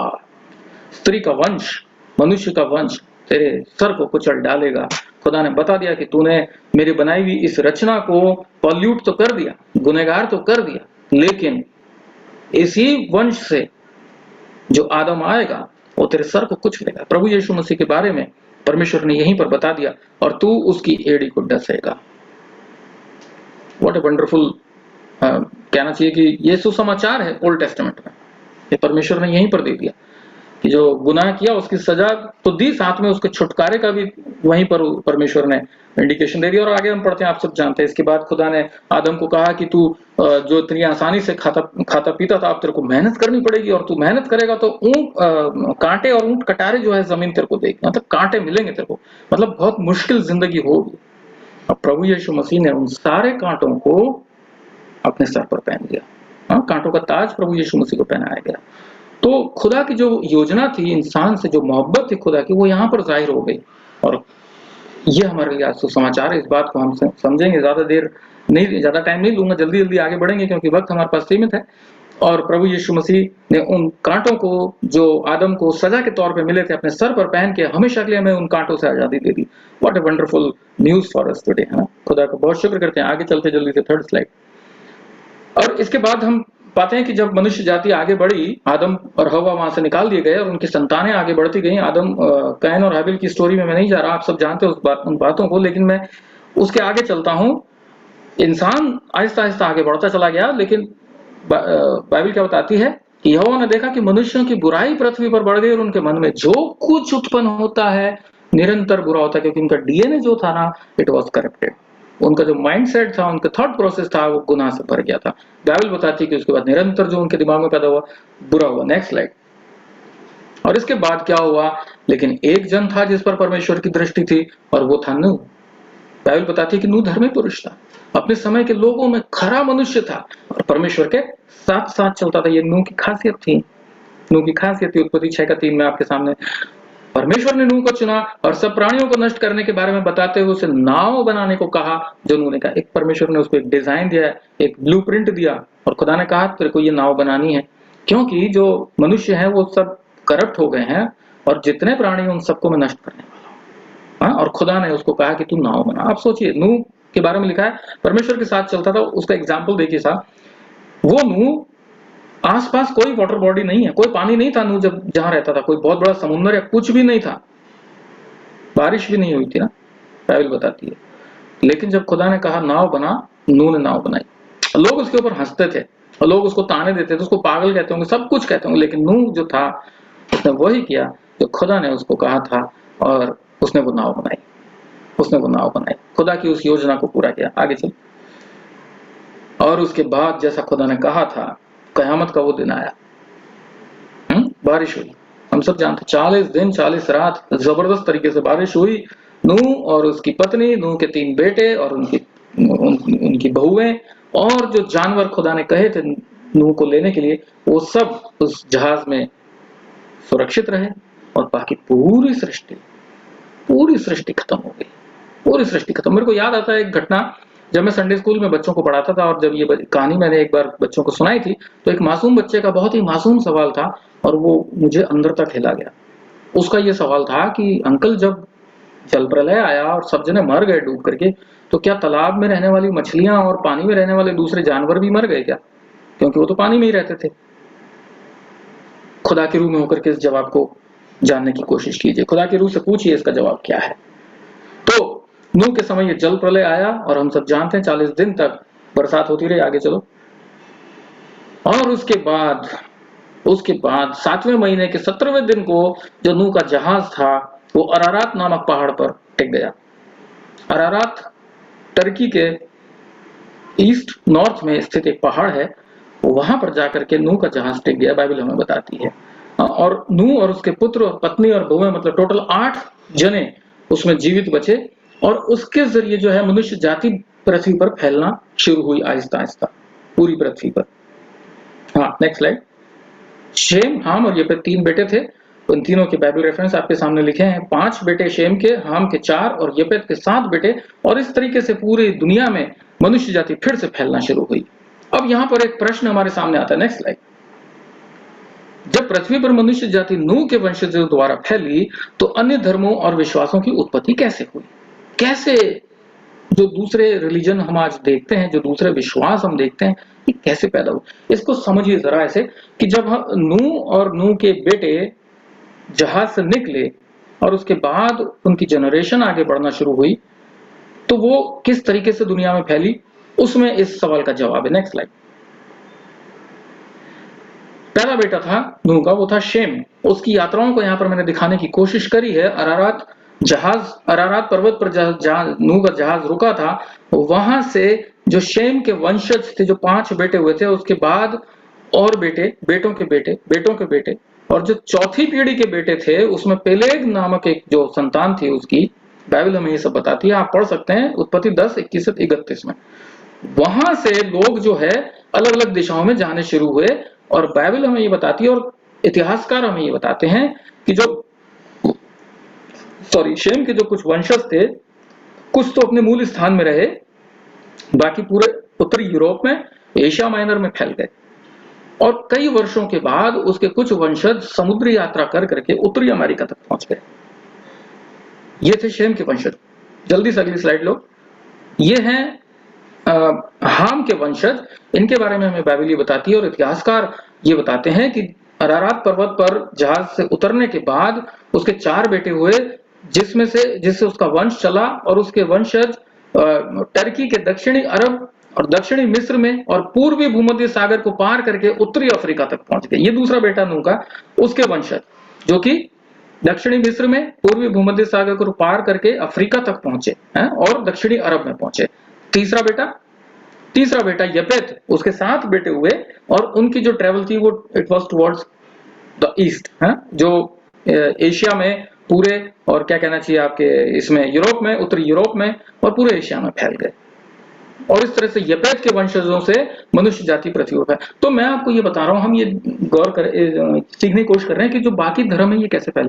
हुआ ये साहब कि जब नूह के 3 बेटे और इनके जब वंशज बेटों के बेटे बेटों के बेटे बेटों के बेटे ये दुनिया में फैलते गए, तो जो मूल स्थान पर रहे उनको तो यहोवा की सारी बातें याद रही, व्यवस्था उनको बताई जाती रही, लेकिन जो लोग दूर चले गए, ऐसा हुआ कि आहिस्ता आहिस्ता वो इन बातों को भूलने लगे। हाँ, एक पीढ़ी के एक इंसान ने यहोवा की सारी बातों को अपने बच्चों को नहीं सिखाया, तो जो उसकी आने वाली जनरेशन थी वो यहोवा को नहीं जान पाई। पहले की पीढ़ी मर खप गई, उनके साथ यहोवा परमेश्वर की बातें भी खत्म हो गई, इतिहास की बातें भी खत्म हो गई, और ये जो जनरेशन थी ये अब अज्ञानता में आगे चल रही है। और फिर उसके बाद जिससे उनको डर लगने लगा उसको उन्होंने अपना खुदा बना लिया। और इस तरीके से दूसरे जो विश्वास हैं, दूसरे जो धर्म हैं, उनकी अलग अलग जगह पर उत्पत्ति हुई और खुदा को भूल करके ये लोग अलग अलग धर्मों में, अलग अलग रीति रिवाजों में, अलग अलग विश्वासों में जो है पूरी दुनिया में लोग बढ़ते चले गए। और इस तरीके से जो अलग अलग रिलीजन्स हैं वो दुनिया में फैले। आगे नेक्स्ट स्लाइड।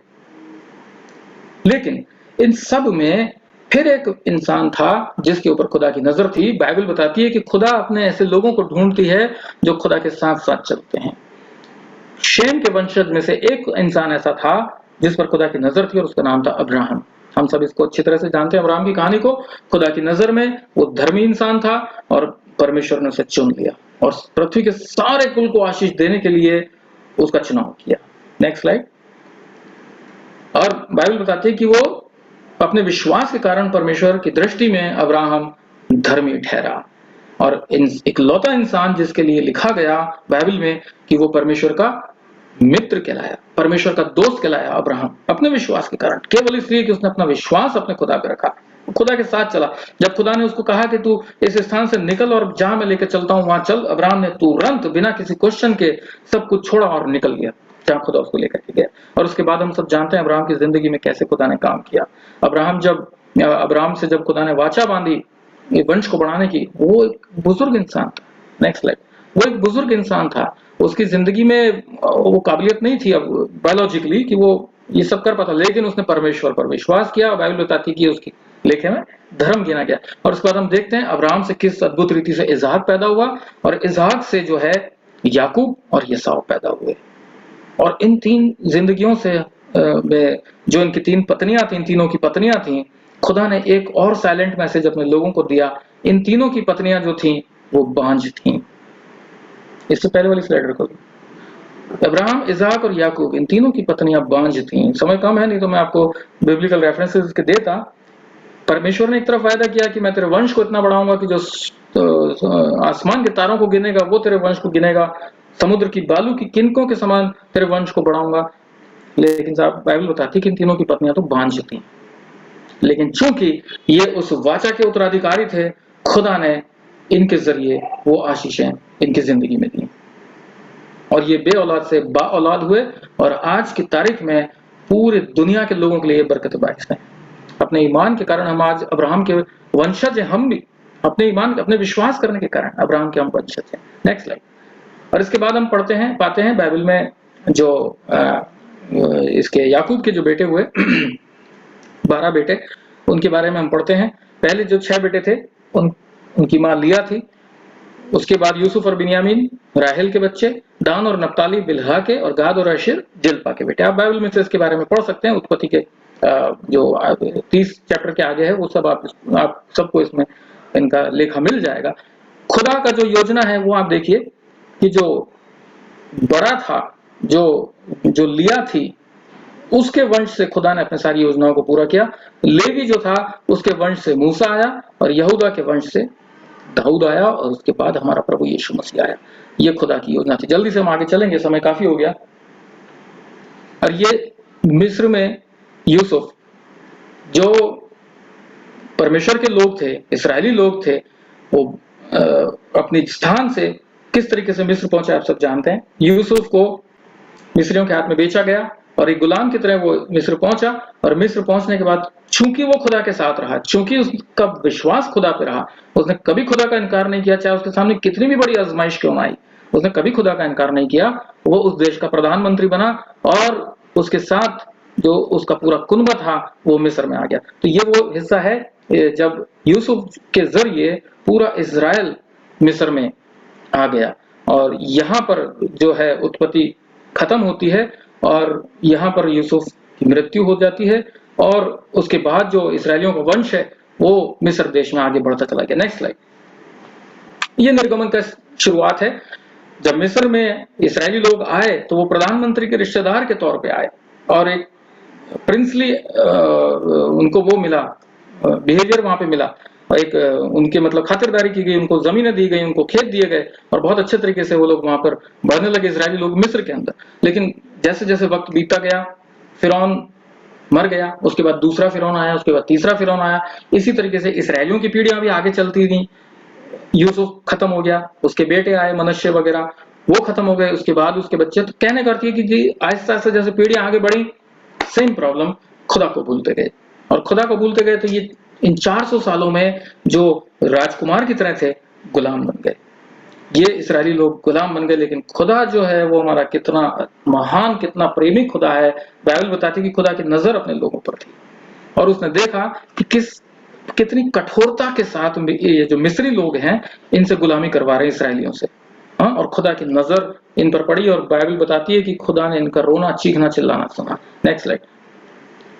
और बाइबल बताती है कि इसराइलियों के साथ मिस्रियों का अत्याचार इतना बढ़ गया कि फिरौन ने यह आज्ञा दी कि जो इसराइली स्त्रियां गर्भवती होती हैं प्रसव में, अगर उनको बेटा पैदा हो तो उसे मार दिया जाए, बेटी हो तो उसे छोड़ दिया जाए। खुदा ने अपने लिए एक बच्चे को चुना। हम सब जानते हैं लेवी वंश का एक इंसान जिसका नाम अमराम था, उसको बेटा हुआ और उस बेटे को नील नदी में छोड़ दिया गया और वो मिस्र के राजा फिरौन की बेटी के हाथ में लगा हुआ। क्या वंडरफुल! आप योजना देखिए परमेश्वर की। क्या परमेश्वर जब कोई योजना बनाता है उसको फुल प्रूफ स्कीम होती है उसकी। ऐसा नहीं कि बाय चांस सब कुछ होता चला जा रहा। नो, खुदा ने बहुत गंभीर योजना बनाई। उसने मूसा को चुना और उसको फिरौन के घर में पहुंचाया ताकि उसे राजकुमार की तरह परवरिश उसकी हो, क्योंकि आने वाले वक्त में उसे इतनी बड़ी इजराइल कौम को जो है संभालना था। इसलिए जरूरी था कि वो एक बहुत अच्छा मैनेजर हो, बहुत अच्छा एडमिनिस्ट्रेटर हो, बहुत अच्छा फाइटर हो और खुदा के रूह में चलने वाला हो। खुदा ने उसको चुना अद्भुत रीति से। हम जानते हैं राजकुमार की तरह उसकी परवरिश हुई और एक उससे गलती हो गई, उसने एक मिस्री इंसान का मर्डर कर दिया और उससे वो डर करके वहां से भागा और मिद्यान देश में जाके रहने लगा। Next slide. और यहां पर रहते हुए खुदा ने उसको चुना। एक दिन वो अपने ससुर की भेड़ बकरियों को लेकर के होरेब पर्वत, जो कि खुदा का पर्वत था, उसके पास पहुंचा तो उसको एक झाड़ी जलती हुई दिखी जिसमें खुदा के फरिश्ते ने उसको दर्शन दिया और मूसा तुरंत उसको बड़े अचंभे से उसको देखने के लिए जैसे उसकी तरफ मुड़ा, बाइबल बताती है परमेश्वर ने उसको रोका और परमेश्वर ने उस झाड़ी के अंदर से बातचीत करी और अपनी पूरी योजना बताई। खुदा ने बताया कि किस तरीके से मुझे अपने लोगों को छुड़ाना है और तेरे को ये काम करना है, तेरे को ये काम करना है। मूसा घबराया, मना किया, परमेश्वर गुस्सा हुआ, परमेश्वर ने फिर उससे बात करी और ये सारी बातें हुई, लेकिन परमेश्वर ने मूसा को तैयार किया, उसको सामर्थ्य दी, ताकत दी उसको और हारून को। और बाइबल बताती है कि इन दोनों ने परमेश्वर की योजना को पूरा किया और इसराइलियों को वो वहां से निकाला। Next slide. और इस योजना को पूरा करने के लिए परमेश्वर ने मिस्र के राजा फिरौन के दिल को स्ट्रांग किया, कई बार कठोर किया। अगर एक बार में वो छोड़ देता तो परमेश्वर की सामर्थ्य को कौन जान पाता? शायद नहीं जान पाते। और इसीलिए 10 बार उसका दिल कठोर हुआ और 10वीं बार जब 10वीं विपत्ति उनके ऊपर पड़ी तब तब जो है मिस्र के राजा ने उनको जाने की आज्ञा दी। जो आपकी स्क्रीन पर 10 विपत्तियों का वर्णन मिल रहा है, इसमें कुछ रेफरेंसेस गलत हैं, आगे पीछे हुए हैं। तो आप निर्गमन उसके 7वें अध्याय से आगे पढ़ना शुरू करेंगे, 10 विपत्तियां आपको मिल जाएंगी और मेरा विश्वास है आप सब जानते हैं इसके बारे में। Next slide. और इन 10 विपत्तियों के बाद जब फिरौन ने उनको निकलने की आज्ञा दी, बाइबल हमें बताती है कि खुदा ने अपने लोगों को ऐसे ही खाली हाथ नहीं निकाल दिया। जो 70 लोग मिस्र में आए थे, अगर हम अपने कैसेट को रिवाइंड करें और इतिहास में पहुंच जाएं, उत्पत्ति 46 का 27 में लिखा है कि कुल 70 लोग, याकूब और उसके 12 बेटे और उनके परिवार, कुल मिला के 70 लोग मिस्र में आके बसे थे। वो 430 साल के अंदर, निर्गमन 12:40 में लिखा है, 430 साल उन्होंने मिस्र में समय बिताया था। 6 लाख से ज्यादा हो गए।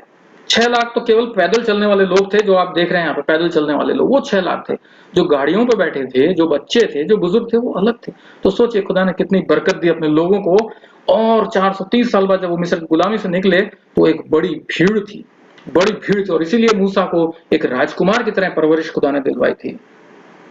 और जब खुदा ने उनको मिस्र के देश से निकाला तो छूछे या खाली हाथ नहीं निकाला।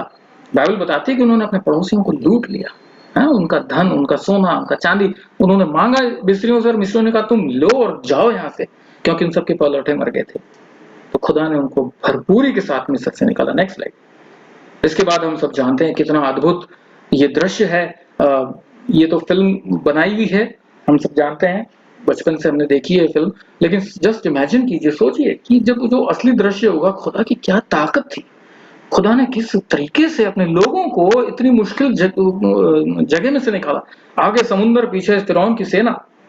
खुदा ने मूसा से कहा और मूसा ने किया और समुद्र 2 भागों में हो गया और जो इस्राएल की कौम थी यहाँ से निकल गई।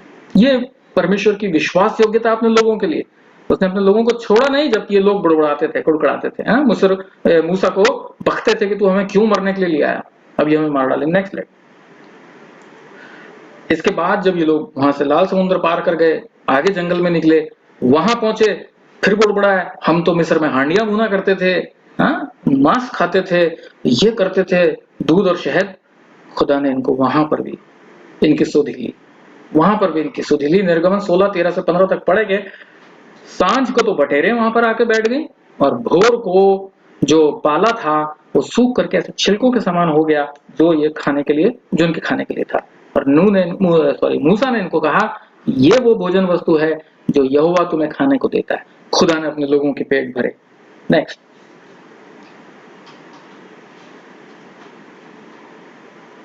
और इस तरीके से हम देखते हैं कि मूसा जो है खुदा के लोगों को लेकर जंगल में आगे चलता गया। और उसके बाद एक जगह और हम पढ़ेंगे, और ये है आपको निर्गमन 19:10-13। यहाँ पर एक बहुत ही अच्छा वृतांत है जो आपके सामने दिख भी रहा है। निर्गमन उसका 19 उसका 10 से 13 मैं जल्दी से आपके सामने पढ़ूंगा। एक चीज जो सीखने वाली है वो मैं आपको बताना चाहता हूँ, जो मैंने भी सीखी। इसलिए 19 का 10 से 13, सॉरी उत्पत्ति निकल गया, निर्गमन 19:10 से 13।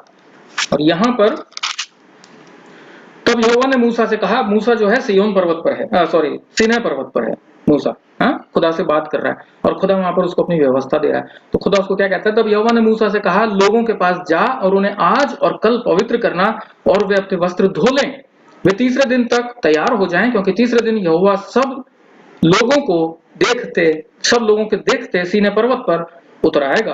और तू लोगों के लिए चारों ओर बाड़ा बांध देना और उनसे कहना तुम सचेत रहो कि पर्वत पर ना चढ़ो और उसकी सीमा को कभी ना छुओ, और जो कोई पहाड़ को छुए निश्चय मार डाला जाएगा, उसको कोई हाथ से न छुए, जो छुए उस पर पथराव किया जाए या उसे तीर से छिदा जाए, चाहे पशु हो चाहे मनुष्य, वो जीवित न रहे। अब ध्यान से सुनिए, जब महाशब्द वाले नरसिंगे का शब्द देर तक सुनाई दे तब लोग पर्वत के पास आए। और जो मैंने सीखा वो मैं आपको बता रहा हूं। यहाँ पर लिखा है जब महाशब्द वाले नरसिंगे का शब्द देर तक सुनाई दे तब लोग पर्वत के पास आए। Now it was the calling sound, लोगों को बुलाने वाला शब्द था ये, कि जब महाशब्द वाले नरसिंगे का शब्द देर तक सुनाई दे, लोग अपनी छावनियों से निकल के, अपने टेंट से निकल के, जो वो लगा लेते थे, रुकते थे रास्ते में तो लगा लिया करते थे अपने टेंट, तो जो अपने टेंट में हो वो निकल करके उस पर्वत के पास आए। आप विजुअलाइज कर पा रहे हैं इस बात को कि जब पुराने समय में, आजकल तो इतना वो नहीं रहा ट्रेंड, ये पुराने समय में चर्च का घंटा बजा करता था तो हम चर्च जाते थे, चर्च का समय होता था, चर्च का घंटा बजता था और हम चर्च की तरफ जाते थे। ये जो सारे ट्रेडिशंस है ना, ये सारे बिब्लिकल हैं, इनके पीछे बिब्लिकल बैकग्राउंड है, इनके पीछे बिब्लिकल बेस है। तो ये एक छोटा सा एग्जाम्पल मैं आपके साथ शेयर करना चाह रहा था कि मूसा जब सीनै पर्वत पर था, परमेश्वर ने उसको ये व्यवस्था दी, और वो हम देखते हैं हमारे ट्रेडिशन में, बचपन से मैंने देखा, आप लोगों ने भी देखा होगा, चर्च का घंटा बजता था। आजकल तो इलेक्ट्रॉनिक बेल्स बजती हैं, लेकिन ट्रेडिशन वही है। जब परमेश्वर के नरसिंगे का महाशब्द होता था, लोग नजदीक आते थे। उसके आगे हम पढ़ते हैं कि खुदा ने मूसा को सीनै पर्वत पर 10 हुक्म दिए, पूरी व्यवस्था दी, और इस तरीके से बात आगे बढ़ती है। खुदा ने अपनी बातें उनको दी, खुदा ने उनको सिखाया कि तुमको ये करना है, ये नहीं करना है, और इस तरीके से जो है खुदा के लोग आगे बढ़ते चले गए, और निर्गमन में सारी बातें लिखी। Next slide. इसके बाद अंत में जो आता है वो परमेश्वर के मिलाप वाला तंबू, वाचा का संदूक और परमेश्वर का भवन। इसके डिजाइन के बारे में, इसके मीनिंग के बारे में उस जवान ने बहुत खूबसूरती से बताया था संडे को, तो मैं इसके सामने इसके ऊपर ज्यादा डिटेल आपको नहीं दूंगा, आपकी स्क्रीन पर है, आप रेफरेंसेस आप जानते हैं। खुदा ने पूरी डिजाइन दी कि वाचा का संदूक इस तरीके से बनाया जाएगा, उसका ढक्कन ऐसा होगा, उस पर फरिश्ते ऐसे बनाना वगैरह वगैरह। तो ये खुदा की एक बहुत बड़ी योजना थी। कभी वक्त मिला तो इसके ऊपर भी हम लोग और गौर करेंगे। तो इस तरीके से यहाँ पर जो है निर्गमन की पुस्तक खत्म होती है। Next slide. इसके बाद आती है लय व्यवस्था। अब ये एक बहुत ही अच्छा पिक्टोरियल फोटो मुझे मिली थी, वो मैं यहाँ पे शेयर कर रहा हूँ। हो सकता है जो मोबाइल में आप लोग देख रहे हो आपको शायद छोटा है, नहीं दिखेगा, लेकिन ये बहुत ही खूबसूरत कहना चाहिए कि जो लय व्यवस्था पुस्तक है उसका एक बहुत ही खूबसूरत यहाँ पर प्रेजेंटेशन है। लय व्यवस्था, जैसा कि इसके नाम से लग रहा है कि ये खुदा के कानून को, खुदा के शरीयत को लोगों को देने वाली पुस्तक है। एक तरह से कह लें कि बेयर एक्ट, जो कानून के विद्यार्थी हैं वो जानते हैं मैं क्या कह रहा हूं। बेयर एक्ट जो होता है वो है ये, बेयर लॉ है ये, वेरी स्ट्रिक्ट, वेरी हार्श, वो सारा इसके अंदर डिटेल है जो कि लय व्यवस्था की पुस्तक में हमको मिलती है, जिसमें होम बलि, अन्न बलि, मेल बलि, पाप बलि, दोष बलि, पता नहीं कितनी बलि, उन सब के बारे में लिखा हुआ है। और इन सब इस्राएलियों को ये मानना पड़ता था, और अन्य व्यवस्थाएं और नियम दिए। उसके बाद हारून और उसके बेटों का अभिषेक किया गया याजक होने के लिए, ये भी लय व्यवस्था में हमको देखने को मिलता है। इसके बाद पर्वों की विधियां, अलग अलग पर्व जो उनको मनाने थे उनकी विधियां हमको इसमें देखने को मिलती हैं। फसह का पर्व, अखमीरी रोटी का पर्व, कटनी का पर्व, नव वर्ष का पर्व, प्रायश्चित का दिन, झोंपड़ियों का पर्व और बहुत कुछ। ये सारी बातें हमको लय व्यवस्था में देखने को मिलती है। मैं आपको उत्साहित करूंगा कि आप इनको पढ़ें। जब भी आप अपने पर्सनल टाइम में होते हैं, पर्सनल डिवोशन में होते हैं, क्वाइट टाइम में होते हैं, इनको पढ़ें, ये बहुत जरूरी है। इनके बहुत डीप मीनिंग है, हम सबको नहीं समझ सकते। हेलीकॉप्टर व्यू याद है ना, हम तो हेलीकॉप्टर व्यू में निकल रहे हैं जल्दी जल्दी। इसके बाद हम आगे चलते हैं। लय व्यवस्था के बाद आती है गिनती। अगेन ये बहुत ही अच्छा पिक्टोरियल डिस्प्ले है। इसके अंदर गिनती के अंदर जो कुछ भी इतिहास दर्ज है उसको बहुत खूबसूरत तरीके से बताया गया। बेसिकली ब्रॉडली मैं आपको बता देता हूँ। गिनती जो है, गिनती नामक पुस्तक जो है, इसमें इसराइलियों की जनगणना सेंसस जो हुई थी उसको लेकर 2 बार हुई थी, और उसके गोत्रों के अनुसार उनकी पूरी वंशावली है इसराइलियों की। कुछ और नियम, कुछ और व्यवस्थाएं इसके अंदर दी गई थी, वो हैं। कुछ लड़ाइयां भी हैं जो इसराइलियों ने लड़ी और जीते खुदा में होकर के, उनका भी उल्लेख है। और एक बहुत ही इंटरेस्टिंग इसके अंदर कहानी है, कहानी नहीं सच्चाई है, वो घटना है, बहुत इंटरेस्टिंग घटना है। और वो है जब एक जानवर ने इंसानों की भाषा बोली, और जानवर भी कौन? गधा, गधी, जो कि सबसे मूर्ख जानवर कहलाता है, लेकिन बाइबल इससे उल्टा बताती है। गधी ने मनुष्य की भाषा में अपने सवार को डांटा, बात करी, और हम सब जानते हैं वो खुदा का जन जिसका नाम बिलाम था, जो खुदा के लोगों को कर्ज करने के लिए जा रहा था और नहीं जानता था कि सामने कौन खड़ा, खुदा का फरिश्ता आग में तलवार, हाथ में तलवार लेकर के, और गधी को दिख गया और खुदा ने गधी का मुंह खोला और गधी ने बात करी। वो भी इसी किताब में हमको देखने को मिलता है। बहुत ज्यादा समय हो गया, चलिए आगे चलते हैं। ये गिनती की किताब, मैं आपको प्रोत्साहित करूंगा इसको पढ़ें, इसके इनकी बातों को गहराइयों में उतरे, खुदा के रूह में होकर के आपको बहुत खूबसूरत रेवलेशन मिलेंगे। गिनती के बाद आते हैं व्यवस्था विवरण, जो कि आज का हमारा ध्यान का आखिरी पुस्तक है। व्यवस्था विवरण, पेंटाट्यूक की आखिरी किताब व्यवस्था विवरण। ये जो किताब है एक तरह से फ्लैशबैक में चलती है। इसमें अगेन शुरू से अगर आप पढ़ना शुरू करेंगे, मूसा ने उन्हीं बातों को लिखा है जो पहले लिख चुका है। वो एक तरह से फ्लैशबैक में सारी स्टोरी जैसे हम देखते हैं ना, मूवीज में भी देखते हैं, हम लोग देखते ही हैं, हम सब इनकार तो कर नहीं सकते, फ्लैशबैक में चलती है सारी बात। मूसा पुरानी बातों को फिर से याद दिलाता है इसराइलियों को, देखो खुदा ने तुमको ऐसा, तुम्हारे साथ ऐसा किया, खुदा ने तुमको ऐसे रखा, खुदा ने तुमको वहां से निकाला, तुमने खुदा के साथ ऐसा किया, और इस तरीके से आगे। और फिर व्यवस्था बताता है मूसा कि खुदा ने तुम्हारे लिए क्या रूल दिए, क्या व्यवस्था दी, उसको मानो, खुदा की बातों को मानो। और इस तरीके से ये व्यवस्था विवरण की पुस्तक आगे बढ़ती है। जो बेसिक डिफरेंस है व्यवस्था विवरण में और बाकी की लॉ की किताबों में, लय व्यवस्था में और गिनती में जो व्यवस्था दी गई उसमें और व्यवस्था विवरण में एक बेसिक फर्क जो मैं आपको बता दूं ब्रॉडली, वो ये है कि जहां लय व्यवस्था और गिनती में पूरा बेयर एक्ट दिया हुआ है, हाँ? कठोर नियम, व्यवस्था विवरण एक प्रचारक की तरह बात करती है, एक प्रीचर की तरह बात करती है, जैसे होली स्पिरिट, जैसे शुरू में हमने सीखा, जो प्रचारक है बाइबल का वो होली स्पिरिट है। व्यवस्था विवरण में पवित्र आत्मा मूसा के जरिए बात करता है और इसराइलियों को उत्साहित करता है कि उनकी जिंदगी में आत्मिकता आए। उससे पहले सिर्फ व्यवस्था थी, पाप किया बलि चढ़ाओ, दोष किया बलि चढ़ाओ, खुदा से मेल करना है मेल बलि चढ़ाओ, ये करो। व्यवस्था विवरण में मूसा ने लोगों को उत्साहित किया कि अपने अंदर आत्मिकता लेकर के आओ। और एक खास बात व्यवस्था विवरण की, जो वाचा हमने पढ़ी उत्पत्ति में, जो अब्राहम के साथ खुदा ने बांधी थी, उस वाचा का पहला हिस्सा अब पूरा होने वाला था और परमेश्वर के लोग उस स्थान में प्रवेश करने वाले थे जिसकी वाचा परमेश्वर ने बांधी थी। वहां पर यह पुस्तक खत्म होती है, व्यवस्था विवरण। वहां पर यह पुस्तक खत्म होती है जब परमेश्वर के लोग उस स्थान में प्रवेश करने वाले थे जिसका वायदा परमेश्वर ने उनसे किया था, कनान देश में, और उसकी सीमा पर आकर के ये पुस्तक खत्म हो जाती है। हाँ, और इसको खत्म, इसका जो एंड है उसके अंदर मूसा की मृत्यु है, मूसा मर जाता है, कोई नहीं जानता उसकी ग्रेव कहाँ है, बाइबल में लिखा है, लेकिन उससे पहले खुदा उसको अगुवाई देता है और वो यहोशू को अनॉइंट करता है। Next slide. वो यहोशू को अनॉइंट करता है कि वो उसके लोगों को आगे लेकर के जाए। बाइबल में बताती है व्यवस्था विवरण 3:23 में, खुदा ने उसको, मूसा को पहले ही बोल दिया, आप सब जानते हैं, खुदा ने उसको कह दिया था कि तू उस प्रतिज्ञा देश में नहीं जा पाएगा क्योंकि तूने ये गलती करी है। और मूसा बहुत गिड़गिड़ाया, गलती होगी, मुझे माफ कर दे खुदा, मुझे माफ कर दे, देख मैंने इतना काम किया, मुझे लेकर के चल। खुदा ने कहा देख मैं आखिरी बार कह रहा हूं, मुझसे इस विषय पर अब बात मत करना, इस विषय पर मुझसे बात मत करना, और इस पिसगा पहाड़ की चोटी पर चढ़ जा और देख ले उत्तर दक्षिण पूरब पश्चिम चारों तरफ देख ले वो जगह जहां मैं मेरे लोगों को लेके जाऊंगा, लेकिन तू यर्दन पार करके वहां नहीं जा पाएगा। ये है हमारे खुदा का कैरेक्टर। खुदा की हुजूरी में कोई इफ एंड बट नहीं चलते।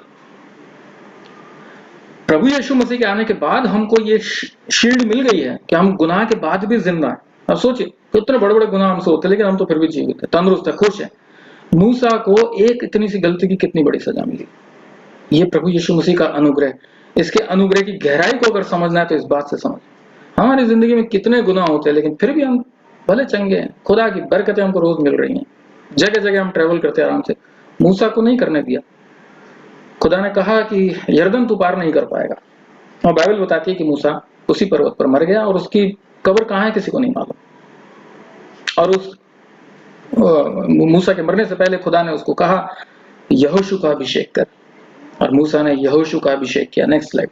मूसा ने यहोशू का अभिषेक किया और उसे कहा कि अब यहां से लोगों को लेकर के तू आगे जाएगा, तू आगे जाएगा। और यहोशू के बारे में हम पढ़ते हैं कि जवान था, जोशीला था, हालांकि वो अगले हिस्से की बाइबल स्टडी है, लेकिन यहाँ पर हम पाते हैं कि मूसा ने उसका अभिषेक किया और उसके बाद मूसा के बाद यहोशू लोगों को लेकर आगे बढ़ा। जो 6 लाख लोग निकले थे मिस्र की गुलामी में से, इन 40 सालों में सब मर गए, सब मर गए।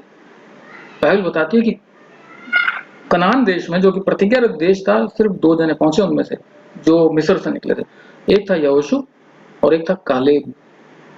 सिर्फ 2 जने पहुंचे, बाकी सब मर खप गए। खुदा की हुजूरी में किसी तरह की अपवित्रता, किसी तरह का डिसोबीडियंस, किसी तरह का कहना चाहिए पाप ग्रहण योग्य नहीं है। खुदा ने उनको डिसिप्लिन किया, सिखाया उनको, लेकिन बाइबल बताती है कि वो सब जंगल में ही मर गए।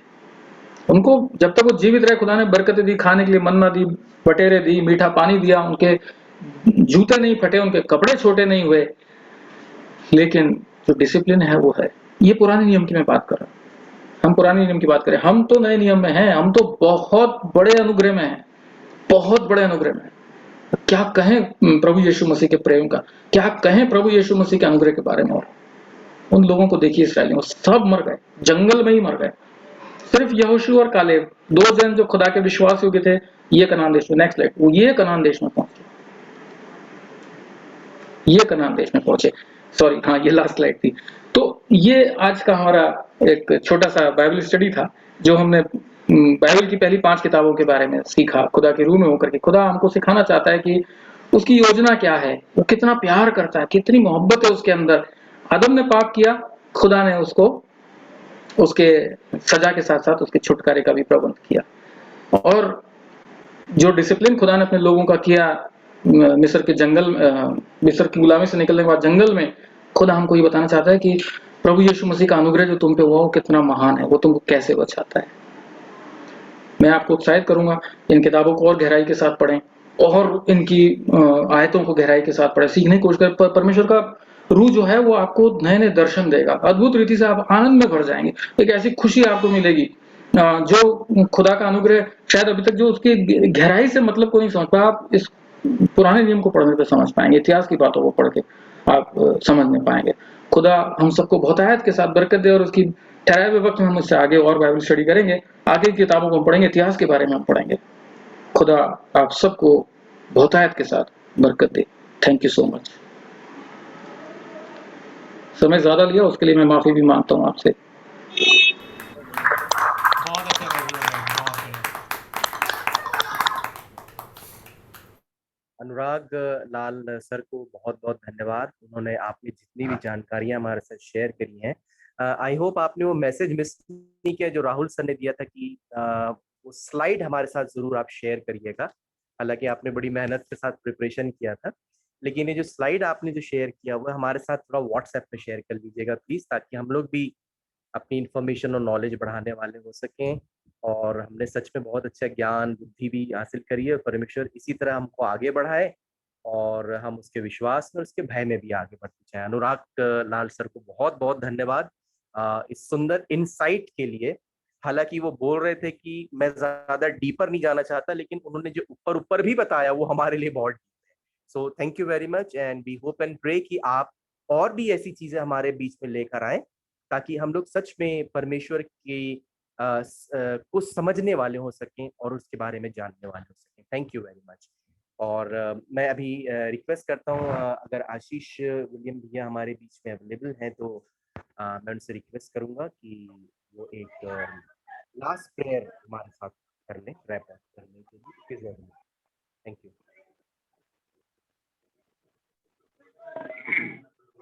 हम धन्यवाद देते हैं हमारे जिंदा खुदा का, जिसने हमें इस काबिल बनाया कि हम एक संग बैठ के उसके नाम में सुन सकें।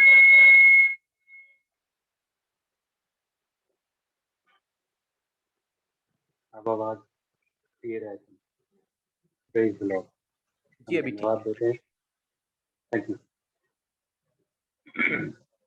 धन्यवाद देते हैं हमारे जिंदा खुदा का कि उसने इतना अच्छा वचन अनुराग लाल के दिल में या दिमाग में रखा कि उन्होंने बाकायदा उन्हें अगुवाई हुई कि उन्हें इस चीज़ को आगे रखना चाहिए। और बहुत अच्छी शेयरिंग, बहुत अच्छी स्लाइड और बहुत अच्छी मेहनत, और एक नया व्यू हमें देखने को मिला जिसका नाम उन्होंने हेलीकॉप्टर व्यू रखा है। बहुत एक अच्छा व्यू हमें देखने को मिला बाइबल का। धन्यवाद देते हैं हम हमारे जिंदा खुदा का और अनुराग लाल का। आइए हम दुआ करेंगे। खुदा बाप आपका लाख लाख धन्यवाद देते हैं मेरे जिंदा खुदा पिता परमेश्वर, उन सारी आशीषों बरकतों के लिए खुदावन जो आप हमारे जीवन में दिन ब दिन, सेकंड बाय सेकंड, घंटे बाय घंटे, लम्हे बाय लम्हे दे रहे हैं मेरे जिंदा खुदा पिता परमेश्वर। हमें पता भी नहीं लग रहा है आप हमें आगे बढ़ा रहे हैं मेरे जिंदा खुदा परमेश्वर। आपका धन्यवाद देते हैं मेरे जिंदा खुदा पिता परमेश्वर, उन चीजों के लिए, उन नियामतों के लिए, उन आशीषों के लिए, उन बरकतों के लिए खुदावन, उन सारी आशीषों के लिए खुदावन जो आप हमारे मांगे बिना हमें दे रहे हैं मेरे जिंदा खुदा पिता परमेश्वर। इस बात को हम में से हर एक जना अपने दिल में जानता है खुदावन कि हम इस लायक नहीं है मेरे खुदावन, हम इस लायक ना थे, ना है, ना हो पाएंगे मेरे जिंदा खुदा पिता परमेश्वर की। आपने जो हमें आशीषें दी हैं, हम उसके काबिल बन सकें खुदावन। लेकिन हम आपकी तरफ बढ़ रहे हैं मेरे जिंदा खुदा पिता परमेश्वर, छोटे छोटे कदमों से बढ़ रहे हैं, लेकिन बढ़ रहे हैं हमारे जिंदा खुदा पिता परमेश्वर। इसमें भी सारी आदर महिमा आपको मिले खुदावन। ये छोटे कदम जो आपकी तरफ बढ़ रहे हैं खुदावन, ये कदम दौड़ में बदल जाने वाले हो मेरे जिंदा खुदा पिता परमेश्वर। मैंने हमेशा मेरी आपसे ये दुआ रहती है मेरे जिंदा खुदा पिता परमेश्वर, ये कदम कदम धीमे ना हो, रुकने वाले ना हो खुदावन, लेकिन ये दौड़ते हुए आपकी तरफ आने वाले हो मेरे जिंदा खुदा पिता परमेश्वर। इस मीटिंग को मेरे जिंदा खुदा पिता परमेश्वर आपने इतनी आशीषों बरकतों से नवाजा है मेरे जिंदा खुदा पिता परमेश्वर। परिस्थितियां कैसी भी रही हों, बीमारियां, परेशानियां, दिक्कतें, दिन भर के काम, नौकरी, हर एक चीज में आपने हमारी इस तरह मदद की कि हम इस मीटिंग को किसी भी कंडीशन में, चाहे वो हम किसी भी तरह कर पाए खुदावन, लेकिन आपने 8 बजे हमें वहां से बचाकर फ्री कर हर उस एक मुसीबत से खुदावन, हर एक उस परेशानी से, हर एक उस बिजनेस से बचाकर आपने हमें 8 बजे यहाँ तक लेकर आए मेरे जिंदा खुदा पिता परमेश्वर। इसलिए आपका धन्यवाद देते हैं खुदावन। और आप हमें आगे बढ़ा रहे हैं खुदावन, हम में से हर एक जने को वो दर्शन मिल रहे हैं खुदावन कि हम आप में आगे बढ़ने की कोशिश कर रहे हैं मेरे जिंदा खुदा पिता परमेश्वर। जरिए कुछ भी हो मेरे जिंदा खुदा पिता परमेश्वर, चाहे हम जरिए कोई से भी अपनाएं खुदावन, लेकिन हमारे सबका सिर्फ एक और एक मोटो हो खुदावन कि हमारा नहीं, इन सारी चीजों से सिर्फ और सिर्फ आपका नाम ऊंचा हो खुदावन। आज की मीटिंग की दुआओं के लिए, वचन पढ़े जाने के लिए, प्रेजेंट वर्शिप के लिए, इतने अच्छे और सुंदर स्टडी के लिए मेरे जिंदा खुदा पिता परमेश्वर। एक वचन की जो आपने इतनी अच्छी स्टडी हमें अपने दास के थ्रू हमारे तक पहुंचाई मेरे जिंदा खुदा पिता परमेश्वर, ऐसी ही आपसे दुआ मांगते हैं कि हम में से हर एक को चुनते जाइए और बताते जाइए खुदावन कि आप हमसे क्या चाहते हैं और हमसे क्या बोलना चाहते हैं हमारे खुदावन। हम में से हर एक को डायरेक्शंस दीजिए खुदावन कि हम अपने इस ग्रुप को लीड करते हुए उस तरफ बढ़े मेरे जिंदा खुदा पिता परमेश्वर जिस तरफ आप हमें बढ़ाना चाहते हैं खुदावन। हम अपनी अकल, बुद्धि और सामर्थ को यूज ना करें खुदावन, लेकिन आपकी आशीष को, आपकी समझ को खुदावन, आपके उस विश्वास को, आपके प्यार को, आपके भरोसे को, आपके अपनेपन को अपने अंदर ग्रहण करते हैं हम उस तरफ बढ़े खुदावन जिस तरफ आप हमें बढ़ाना चाहते हैं खुदावन। हमारे डायरेक्शंस गलत होने वाले ना हो खुदावन। आपसे दुआ मांगता हूँ मेरे जिंदा खुदा पिता परमेश्वर। आज की पूरी रात हमें संभालिएगा खुदावन कि कल सुबह हम ताज़ा उठें और नया अपने जीवन में एक नई रोशनी, एक नया दिन देखकर अगर धन्यवाद करें तो सिर्फ आपका धन्यवाद करें। दिन भर के अपने सारे काम कर खुदावन अपने दिमाग में एक बात की खुशी रखें कि हम एक बार 8 बजे एक बार फिर रूबरू बैठेंगे और सबके संग मिलकर काम क्या करेंगे, हमारे जिंदा खुदा का नाम ऊंचा करेंगे खुदा। ये हम करने वाले हो मेरे जिंदा खुदा। सारी आदर महिमा आपको देते हुए आपके जलाली, सामर्थी, अनुग्रहकारी, बरकत भरे और सामर्थी नाम में होकर मांगते हैं। आमीन, आमीन, आमीन। Praise the Lord. आमीन, आमीन। Praise the Lord.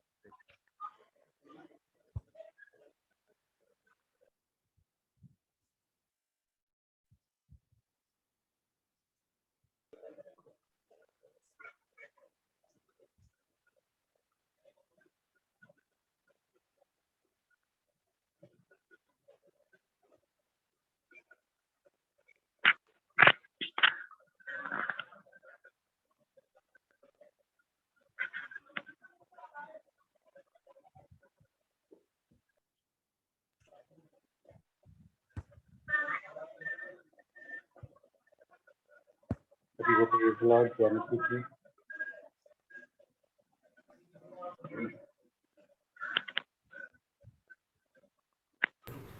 Praise the Lord, जय मसीह की। प्रेज लॉर्ड, सबको जय मसीह की। जय मसीह की। Praise the Lord. Praise the Lord. Praise the Lord, जय मसीह की। प्रेज द लॉर्ड, जय मसीह की सबको। जय मसीह, प्रेज द लॉर्ड। जय मसीह की। प्रेज द लॉर्ड सबको।